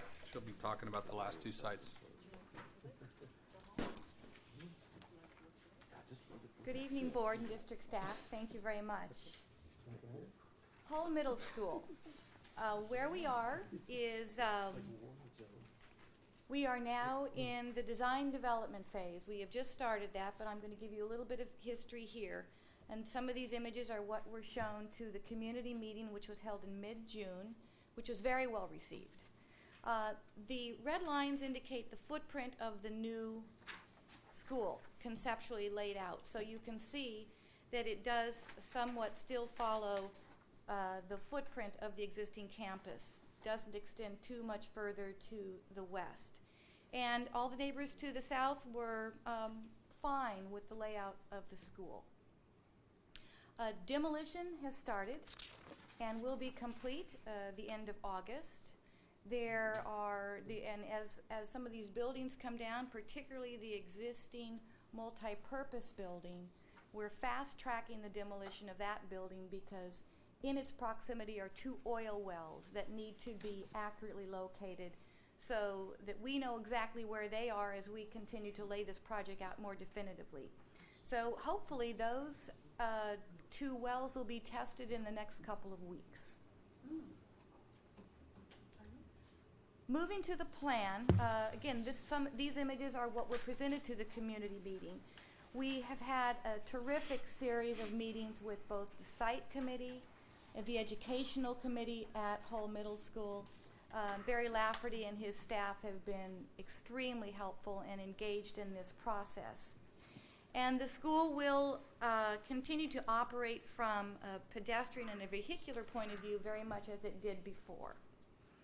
The classroom buildings will be arranged, in this case, so that they orient east-west and face north and south in terms of lighting. It's much more advantageous to capture north light into these classrooms, and movement is along, in most cases, the south side of the classrooms under a shaded overhang.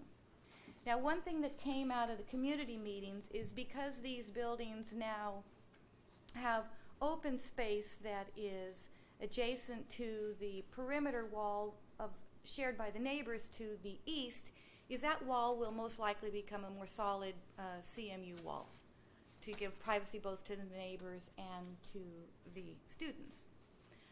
The gymnasium is being designed as an ad alternate in direction with the board. So it is being designed and will go into DSA for complete review and approval, and will be bid at bid time, and at that point it will be determined whether it will be constructed.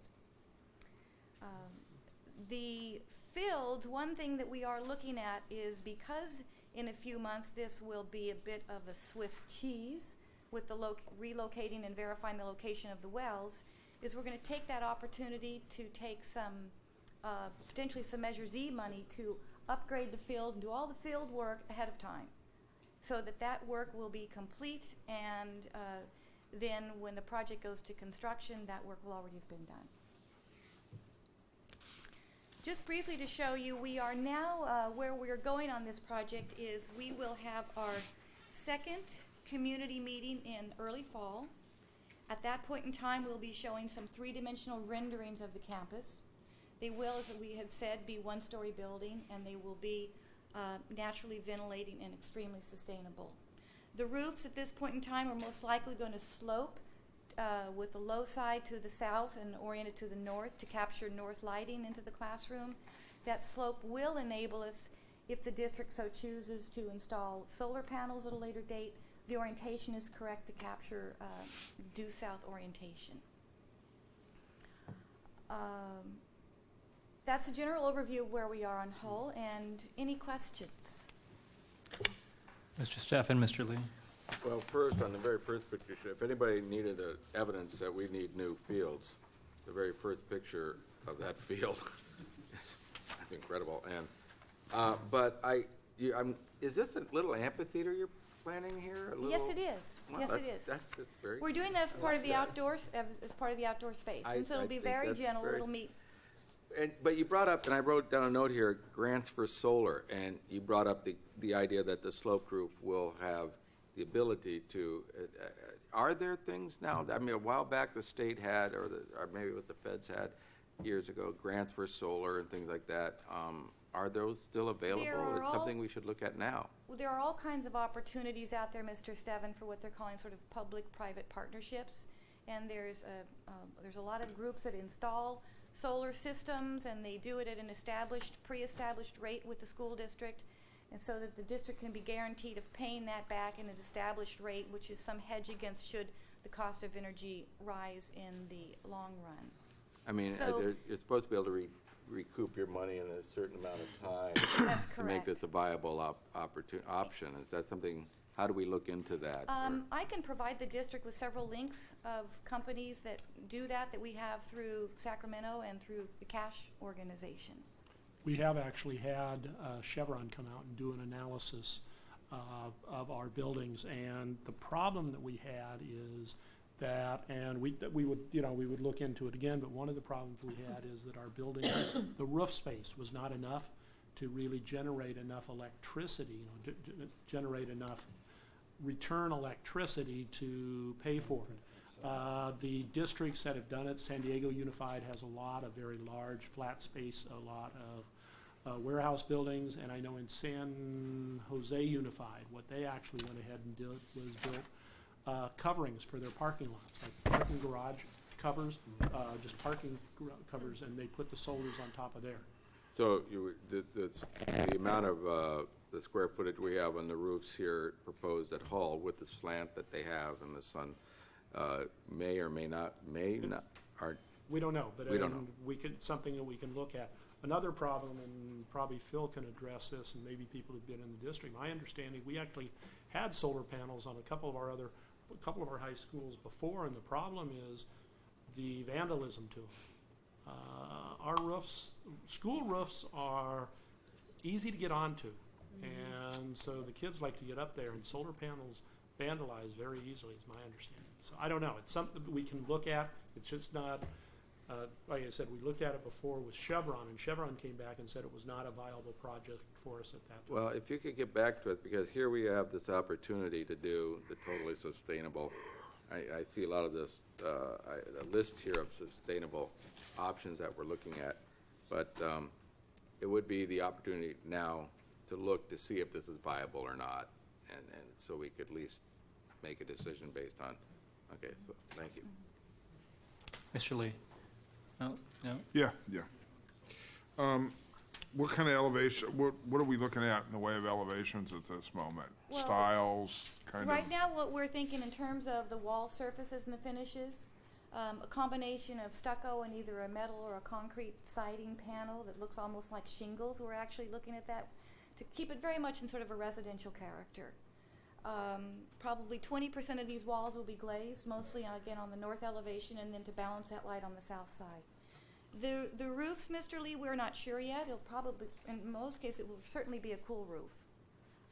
If we don't go with solar panels, then we are going to want to deflect heat gain from these projects. I was thinking more along the 235th Street, the elevations that you would see along 231st to the north. Are we going to, I mean, are you trying to, what are you thinking about? I know I'm putting you on the spot because you haven't drawn them yet. The reason I'm showing you this section number 1 is diagrammatically, this is not too much unlike in terms of the scale. They will not be overly tall buildings. They're going to most likely at this point have a shed roof. They'll be higher facing 234st Street because that faces north, and you'll have a lot of high glazing and then some lower glazing as well. So in the materials we're looking at are a combination of some shingled siding and some plaster is what we're thinking about right now, and glass. When you say glazing, you mean windows? I mean windows. So you're looking at, on the north side, you're looking at high and then a space and then some lower windows? Yes. I look forward to something innovative and something the neighborhood can be proud of. Well, and you can have the first peek at the September community meeting that we have. Thank you. Before I go on to Fern, we are on schedule. We've also, like the other firms here tonight, submitted our cost estimate to Barnhart. We've been authorized to proceed. We are on schedule to submit to DSA in November and start construction in summer of 2010. Before you move on, your amphitheater sounds beautiful, but I imagine that it would become taken over by skateboarders. Is that?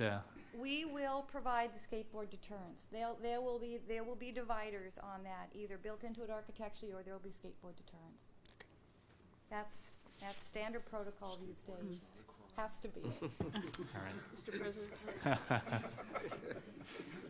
Thank you. Mr. Reagans. 2 questions. The Yes, September Ms. Reagan. 2009 meeting, has that date been set? No, it has not. We're waiting for school to resume. Okay. My other question is, I drove by the site and was looking around, and there's huge piles of sandbags everywhere. What's that about? Well, that's part of the stormwater prevention, Charlie. Tell me if I'm wrong. The contractor's required to mitigate the site for any storms. And so in case we were to have a giant rainstorm in the middle of August, that's why those sandbags are there. That's what I thought. Thanks. Fern Elementary School, we had, again, a community meeting middle of May. And unlike maybe some of the other elementary schools, this had a good turnout. We must have had 40 people there. And there were some concerns that were expressed by the community, and we have taken those into account, and I've listed a few of them here. They were concerned that about a 2-story building was going to be there. The community appreciated the fact that they could see into this campus, and they wanted to make sure that view lines into the campus were still maintained. And they wanted to ensure that there was going to be landscaping along the edge of the street as well. So it actually was very fortuitous to us to have that meeting. We stepped back a little bit, re-looked at the site, and you see here in front of you a site plan that was revised out of that meeting, where we created a garden space between the multi-purpose building and the classroom building. We were able to describe to them that 2-story classroom building isn't a whole lot taller in terms of blocking views than that existing cafeteria. So that seemed to make them much more comfortable. One other concern, and we have verified, there was one question as to whether there were any jet fuel lines in either Elm or El Dorado, and we have confirmed with the city that there are not. So we will, again, in September, when school resumes, have a community meeting again, and at that point in time, they will also see 3-dimensional renderings of the campus. So we're on a very parallel track with this project as we are with Hull. This also will be a highly sustainable school. We're looking at this project because of the orientation on the site and because it's a denser site, utilizing some thermal chimneys, which will also enliven the elevations on both El Dorado and Elm, and they help to draw hot air out and fresh ventilation through the classroom buildings. The garden also that we're looking at that I mentioned that's shown here on this is being somewhat of a teaching garden, and the campus teaching staff was really excited about this opportunity. Is there room for maybe a wind turbine on this site? There could be. Okay, good, thank you. We are interim housing on this. We are actually going to DSA at the end of July with the interim housing plan. And what we'll be doing is the plans will be ready and DSA approved so that when construction starts in June, these existing portables will be moved to the north side of the campus along Torrance Boulevard. And there won't have to be any relocatables brought onto this campus. We're just going to be rejuggling those that are there. Maybe I missed it earlier, but I just out of curiosity, why is the multi-purpose room and the kitchen askew? Well, what it does is it really sort of captures that new courtyard space, and it turns the eating area sort of back to the center of the campus.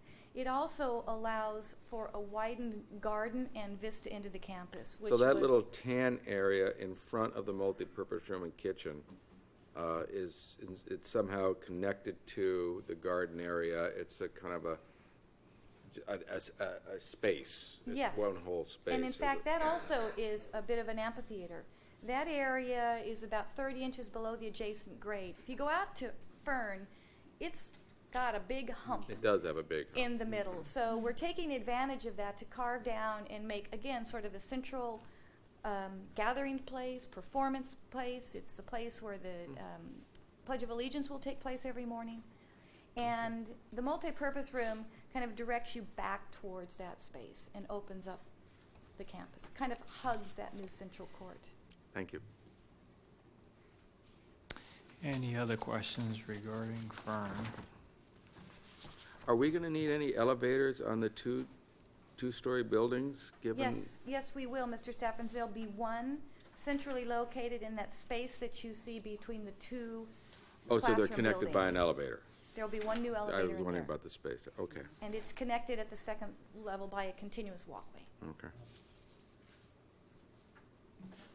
Okay, thank you very much. Thank you. Is there anyone in the audience who'd like to address or ask any questions? Please come forward.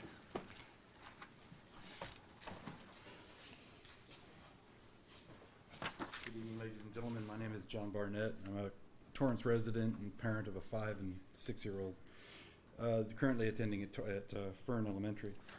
I attended the May meeting, and there were quite a few concerns that came up from that, and I'd estimate there are more like 50 to 60 people in that meeting. I'm seeing listed where we are, community meeting number 1, concerns, building height, views, landscaping, style, sustainability, and safety. There were several other issues that were brought up at that meeting. Some of them brought up by Ms. Payne. I'm sure most of you are aware with Ms. Payne and her work with the Torrance Historical Society in maintaining the historical value of the buildings.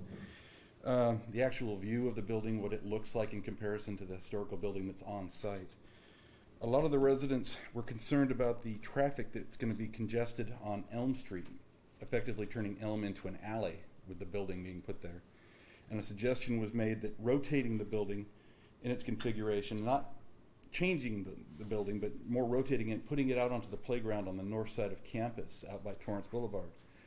This would open the campus up to the view of the people of Elm Street that could actually see what's going on campus, make calls to the Torrance PD if there were necessary vandalism problems, instead of having their view blocked. That was one of the view problems. The next one was the construction noise that was going to be going on would be out on Torrance Boulevard, a main drag where it's not going to concern any of the residents on it. The vehicles coming and going from that site would have to find some type of a way to come through. I'm not sure it's Elm, and I believe that other street is El Dorado. I'm not positive on that street, but you're going to have construction equipment coming down that to do a demolition of a cafeteria. Now that brings up the next site. Mr. Steffen, you made a comment about dual use. You're going to have construction and kids on campus at the same time when you were talking about the Magruder school project? It's a staging issue, not staging. dual use per se, but what do you do with the kids while their room's being? Exactly. Now you've got another problem here. You're going to be tearing down a cafeteria and not having any facility for the kids to eat. You got morning breakfasts that are being served. You got lunches that are being served. They're not going to have a facility if that facility is being torn down during the school year. There's been no allowance for that I'm aware of. And so what we had suggested is rotating it, putting the campus buildings out onto the Torrance Boulevard, saving that building until construction is completed, then demolish the cafeteria after the construction's been completed. This way here, that there's no outsourcing for food or anything like that. You've already got an existing facility.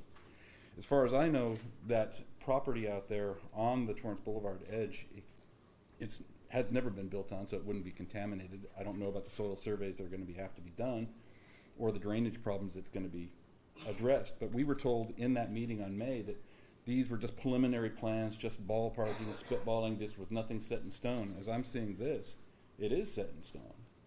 There were a lot of residents that were at that meeting that are not here this evening for whatever reasons. They may have had whatever things going on. But I'm sure at this second meeting that's going to be going on, there will be quite a few people at that meeting. Well, if you would like, if any one of you would like to attend, I'm sure you could get better than I could their feelings on how things were going over there. But a lot of the residents along Elm, and I can't speak for them, but what I heard at the meeting was that they like the idea of being able to see on the campus, being able to call the Torrance PD if there's any kind of trespassing going on. With this building going on, it creates a horseshoe that they're not going to be able to see what's going on. If we put it out on Torrance Boulevard, there's so many pluses to that. I don't understand why it wasn't considered.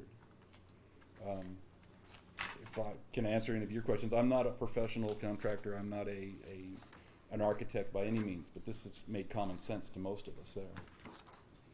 Okay, well, why don't we note your concerns for the record and perhaps give the architect a chance to respond, or Dr. Mannon. Thank you very much. I appreciate your time. I would be glad to respond, and we did investigate the issue and the concern. It was one of the things we looked at directly, moving the building to the north side of Torrance.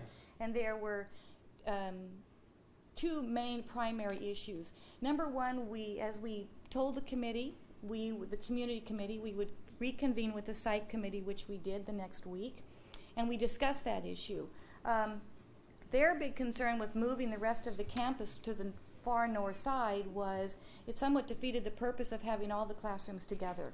They were so far away from the administration that keeping the new classroom building adjacent to the existing administration was very important to them. Secondly, and probably most importantly, was that area has engineered fill. And in order to build the building there, it would be extremely expensive. And our first discussions of that was that it literally would exceed the budget. When you say engineered field, Fill. meaning That dirt not would have compacted, to be, it's not compacted, it would all have to be excavated and recompacted and require quite a bit of geotechnical work. Can you go back to the there you go. Yes. I'm looking at which would be Elm and El Dorado in the bottom right corner, which we presently have a cafeteria, multi-purpose room, and 3 portables to the north of it. They do not presently, and that's Elm, I'm assuming, north-south. That's correct. That's right. Elm is north-south, Mr. Steffen. Presently, if I see that correctly, there is not much of an interior view from the east side of Elm into the campus. That's correct. What you see are sort of 20-foot swatches in between the 2 relocatable buildings, and then I think there's a little bit more, clearly about maybe 30 feet between the cafeteria and those portables. So we have opened up the space between the 2 classroom buildings. That is open down at the corner of Elm and El Dorado. So you can see into the school at that point. And then again, we moved the multi-purpose kitchen building back to open up that garden space, which is about 40, 50 feet across. The other issue that the gentleman raised was a matter of the phasing. And the first phase will be to build the new multi-purpose room and kitchen.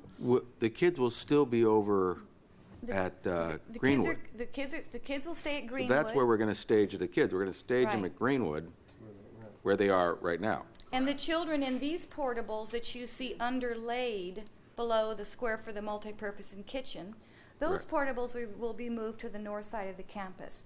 That opens that area entirely for the first phase of construction, which is the multi-purpose room and the kitchen. So unlike putting the 2-story building on the north end of this engineered field, putting a portable does not require the same compaction of soil and the That's same correct. engineering. That's correct. Okay. Those are there for maybe 1 year. Okay. So the existing cafeteria will stay up in operations for the entire time of this campus. It will not shut down until it is rehoused in the new multi-purpose and kitchen facility.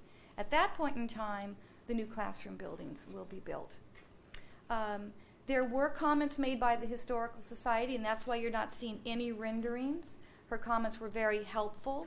Her comments were of two points. One, if you are going to build a building against an historical building, it needs to pretty much be exactly of that same nature. Or if you are going to build a building that is of today and is of sustainable, then it should be almost of a new, that has a sense of newness and modern.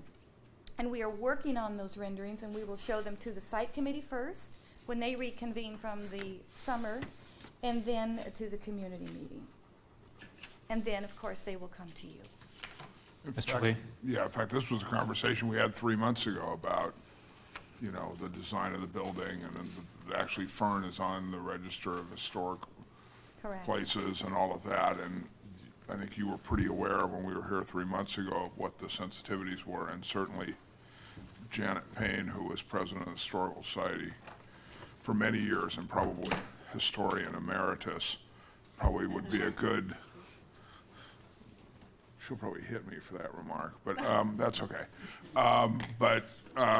She's a great resource to be able to make sure that this thing fits in correctly, so hopefully. No, her comments were very helpful, and she was clearly knowledgeable about her material. The other safety issue that came up, and it's really one for the city, and we do intend to have discussions with them, is there were some community members who wanted to explore the opportunity of a four-way stop at El Dorado and Elm in turn for student safety. And as Dr. Mannon explained to them at that meeting, that was a traffic issue, and that we would look at that with the city.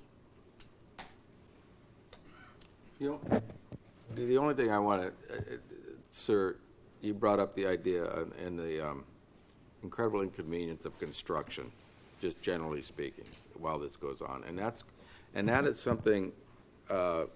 It's a double-edged sword. It's going to happen at every project, at every site, and it's, you know, I remember when we remodeled our house, it was like, for a year, the kitchen, we're eating off the top of the washing machine, but one day it ended and we forgot, but that's going to happen all throughout the city for the next few years, and I guess we just pray for the patience in the community, because the ultimate result will be a betterment for the kids, the community, and everything else. But it will be a difficult time. Just one comment on that.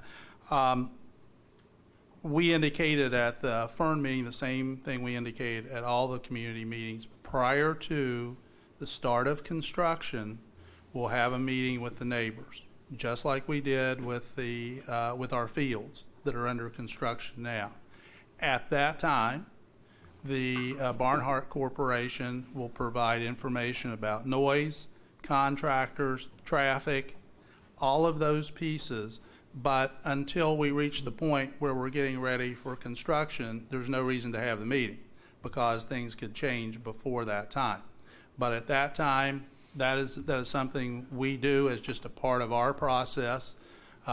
Charlie Brown, who is assigned to us long-term throughout the entire process, provides his card to everyone who comes to the meeting with his cell phone on it. And there are folks here in our community, and rightfully so, who call him on the phone, as we're doing construction. But that's a whole separate meeting that's very specific just for the neighbors who live around a construction site, as to exactly what to expect and how we go about in dealing those kinds. And also how the construction traffic comes in, how it goes out, where workers park, all of that kind of information is given at that time.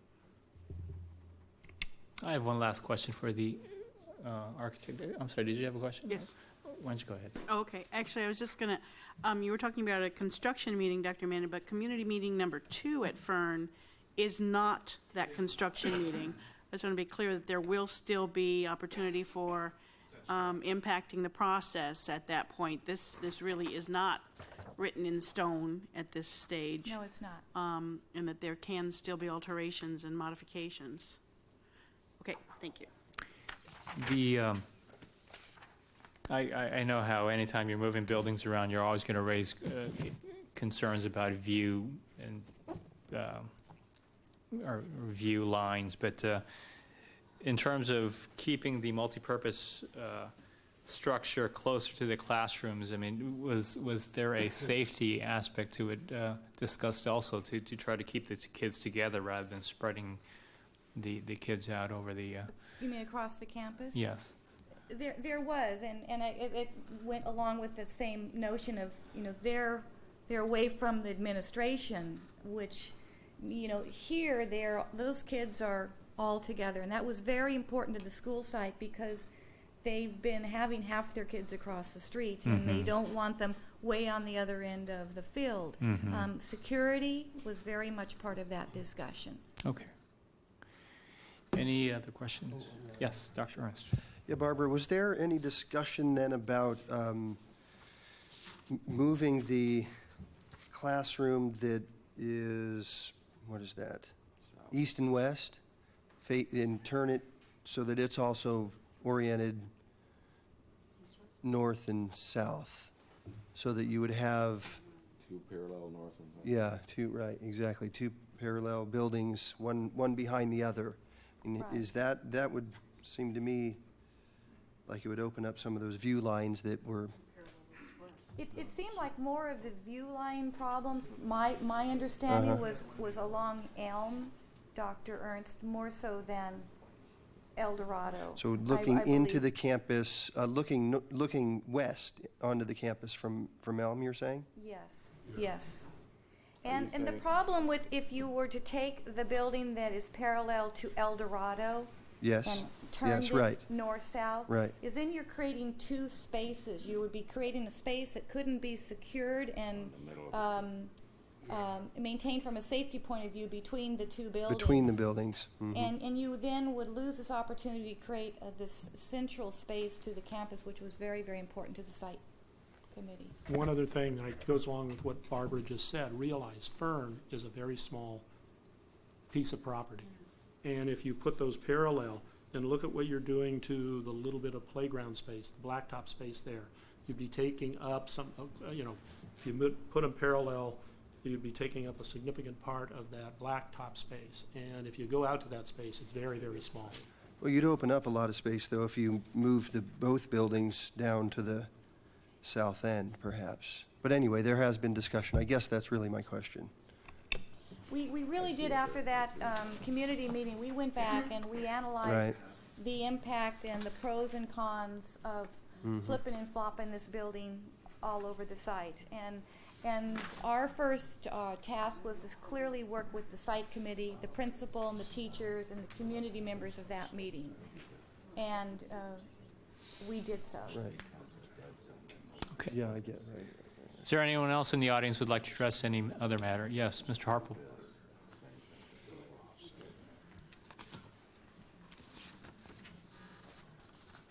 I have two questions, one specific to elevators and then one general question about something else. I saw in the presentation slides at South High, received preliminary approval for elimination of several elevators at gym and two-story classrooms. I understand about the ones at the gym. The two-story classrooms, I believe there are 5 of those, and so South High School. Yes. I know that there were proposals early on to put an elevated walkway and have a minimal number of elevators. I had thought that somehow had gotten shot down. And so I'm wondering, how many elevators are there now at the, Gary, this is a question for you. There's currently... Hang on, you need to come up to the podium.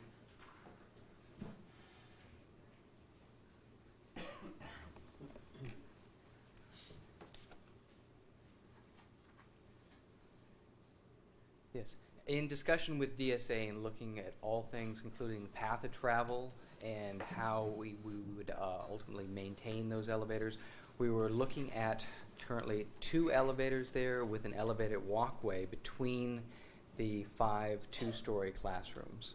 And that would allow the elevators to be utilized by all of the upper floors, but at the same time also facilitating the typical pedestrian traffic and that is not elevator related between the upper floor classrooms. Oh, so that actually was not shut down, that is on a preliminary approval and looks good. Correct. I'm very glad to hear that. Thank you for that clarification. I have one other question, rather general question regarding district-wide standards. Nothing specific on this at this point, but it seems to me that we have a small number of schools with design committees.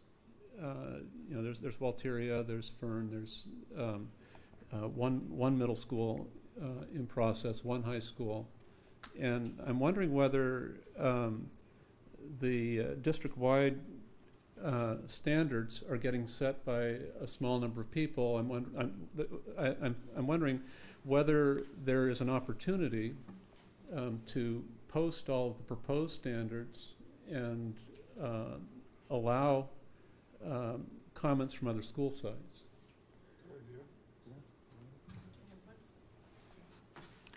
Any response, any concerns? Mr. Lee? Yeah, it sounds like a fair idea. I mean, certainly, you know, we've got one middle school going. I mean, I don't think there'll be a whole lot of variation, but be able to put the architectural drawings on, or at least the standards on the website, and invite people to set up a blog or something, and invite people to comment on it, maybe might be a more efficient way for the architects to deal with it as well. I guess if they want to come to a meeting on overall standards, I guess we could set that up too. Certainly the teachers would want to have input into that as well.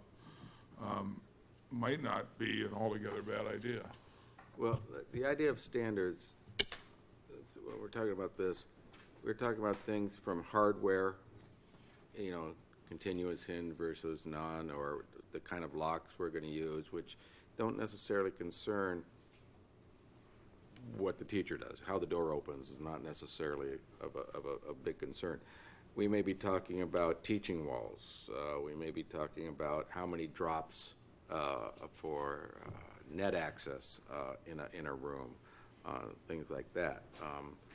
Are those kind of things that might affect the specific teaching might be something to, but there are some things that are not the area of a classroom teacher to deal with, the kind of window you put in or the kind of door lock you put in.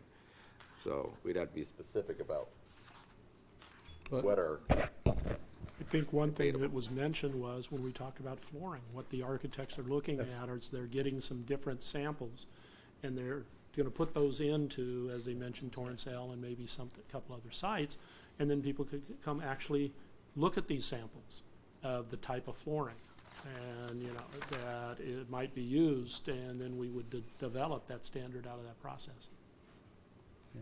That was your own comment, Mr. Stephan, Yeah. about the carpet. Yeah, but what one has to remember is that if the district picks 5 different flooring options, it makes life absolutely miserable for the people who have to maintain the floor. Or if they pick, you know, so you have to, like, there's democracy and then there's utility, and so you got to be real careful there, because it just becomes expensive and no one can find it anymore, or this or that or the other thing, and then all of a sudden you get a hodgepodge of things and you end up where you are now. So you have to be careful, and that's why, you know, so I just that's my experience with that kind of scenario. Posting it, and anyone that wants to comment on it. And we'll put, just as Dr. Stabler indicated, it's not a secret where we're going to put it. If you want to go look at it, feel free to do it. But with the understanding that we are responsible for the final decision. Okay. Can I add to that? Yes. Sir? Actually, I actually wondered that in terms of establishing these district standards, even for room arrangements for middle school. You know, we have a picture of what they intend every classroom in our middle schools to look like at the end of modernization. I actually think it's not a bad idea to get feedback from someone, you know, folks besides the folks at Magruder.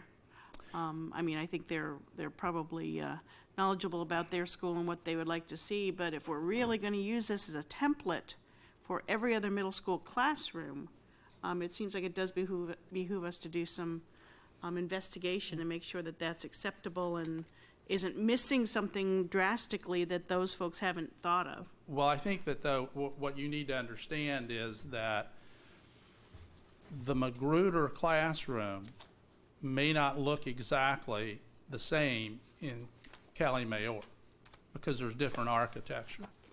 So Right. I don't want you to believe that it's ever going to look exactly the same with that, because it can't.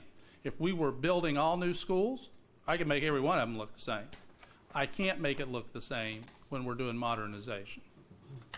But the general arrangement of the teaching wall and the computers setup and that sort of thing is Well, going it to be kind sort of of is, standardized. but in some instances it will not work because of the architecture in the existing Right. school. So we have to sort of apply what we know into each and every school. Sure. And where the piece that I think we're missing in this discussion is that the process we utilize has a site committee that includes parents it includes teachers, and they work through all of these issues. When we move out of the site committee has said, yeah, this is what we want. Right, but very few parents and teachers are experts in construction and middle school arrangement But for the the classroom. But the architects go through all of that with them, just as there was one whole meeting that Mr. Gitcom can tell you we had at Walteria just about flooring that lasted about 2.5 hours. You know, they did the same thing at Magruder. Mr. Westberg did with the Magruder staff. So the piece that's missing is the staffs at each one of the schools or the site design team has all of those elements, including classified personnel, who are the ones who have to work on that. So we include those folks so that they can make that decision. So any belief that these are done in isolation, they are not at all. And, you know, we provide that information, and then the site team takes it from there. So they, in fact, will look somewhat different based on the current architecture, unless Right. you're building a new school. Yeah, and I didn't mean to imply that they were done in isolation, but just to say that, you know, a fresh sets of eyes from elsewhere might have different aspects to add or subtract. That was it. Thanks. Mr. Lee? Yeah, that was, I guess my confusion was you made it sound like we were going to make Subway franchises that all look like the same thing no matter where you're at.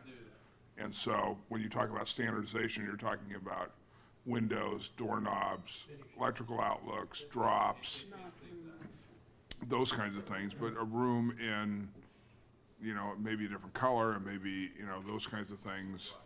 But it'll have all of these same elements, but it will, okay, so, whatever. Mr. Stefan? No. No? Okay. Any other comments in the audience? Seeing none? Mr. Lee? Motion to adjourn. Oh, hey, before we go, in the audience is a Mr. Tanza and a Mr. Smith from the city of Torrance who've sat here the entire day. Yes. And this probably is going to bore the hell out of them, but I want to thank them for being here and letting us use their building. You're here. Thank you. That motion, all those in favor? Motion's adjourned. Thank you very much. I'm parched. Is it that time? You're a tough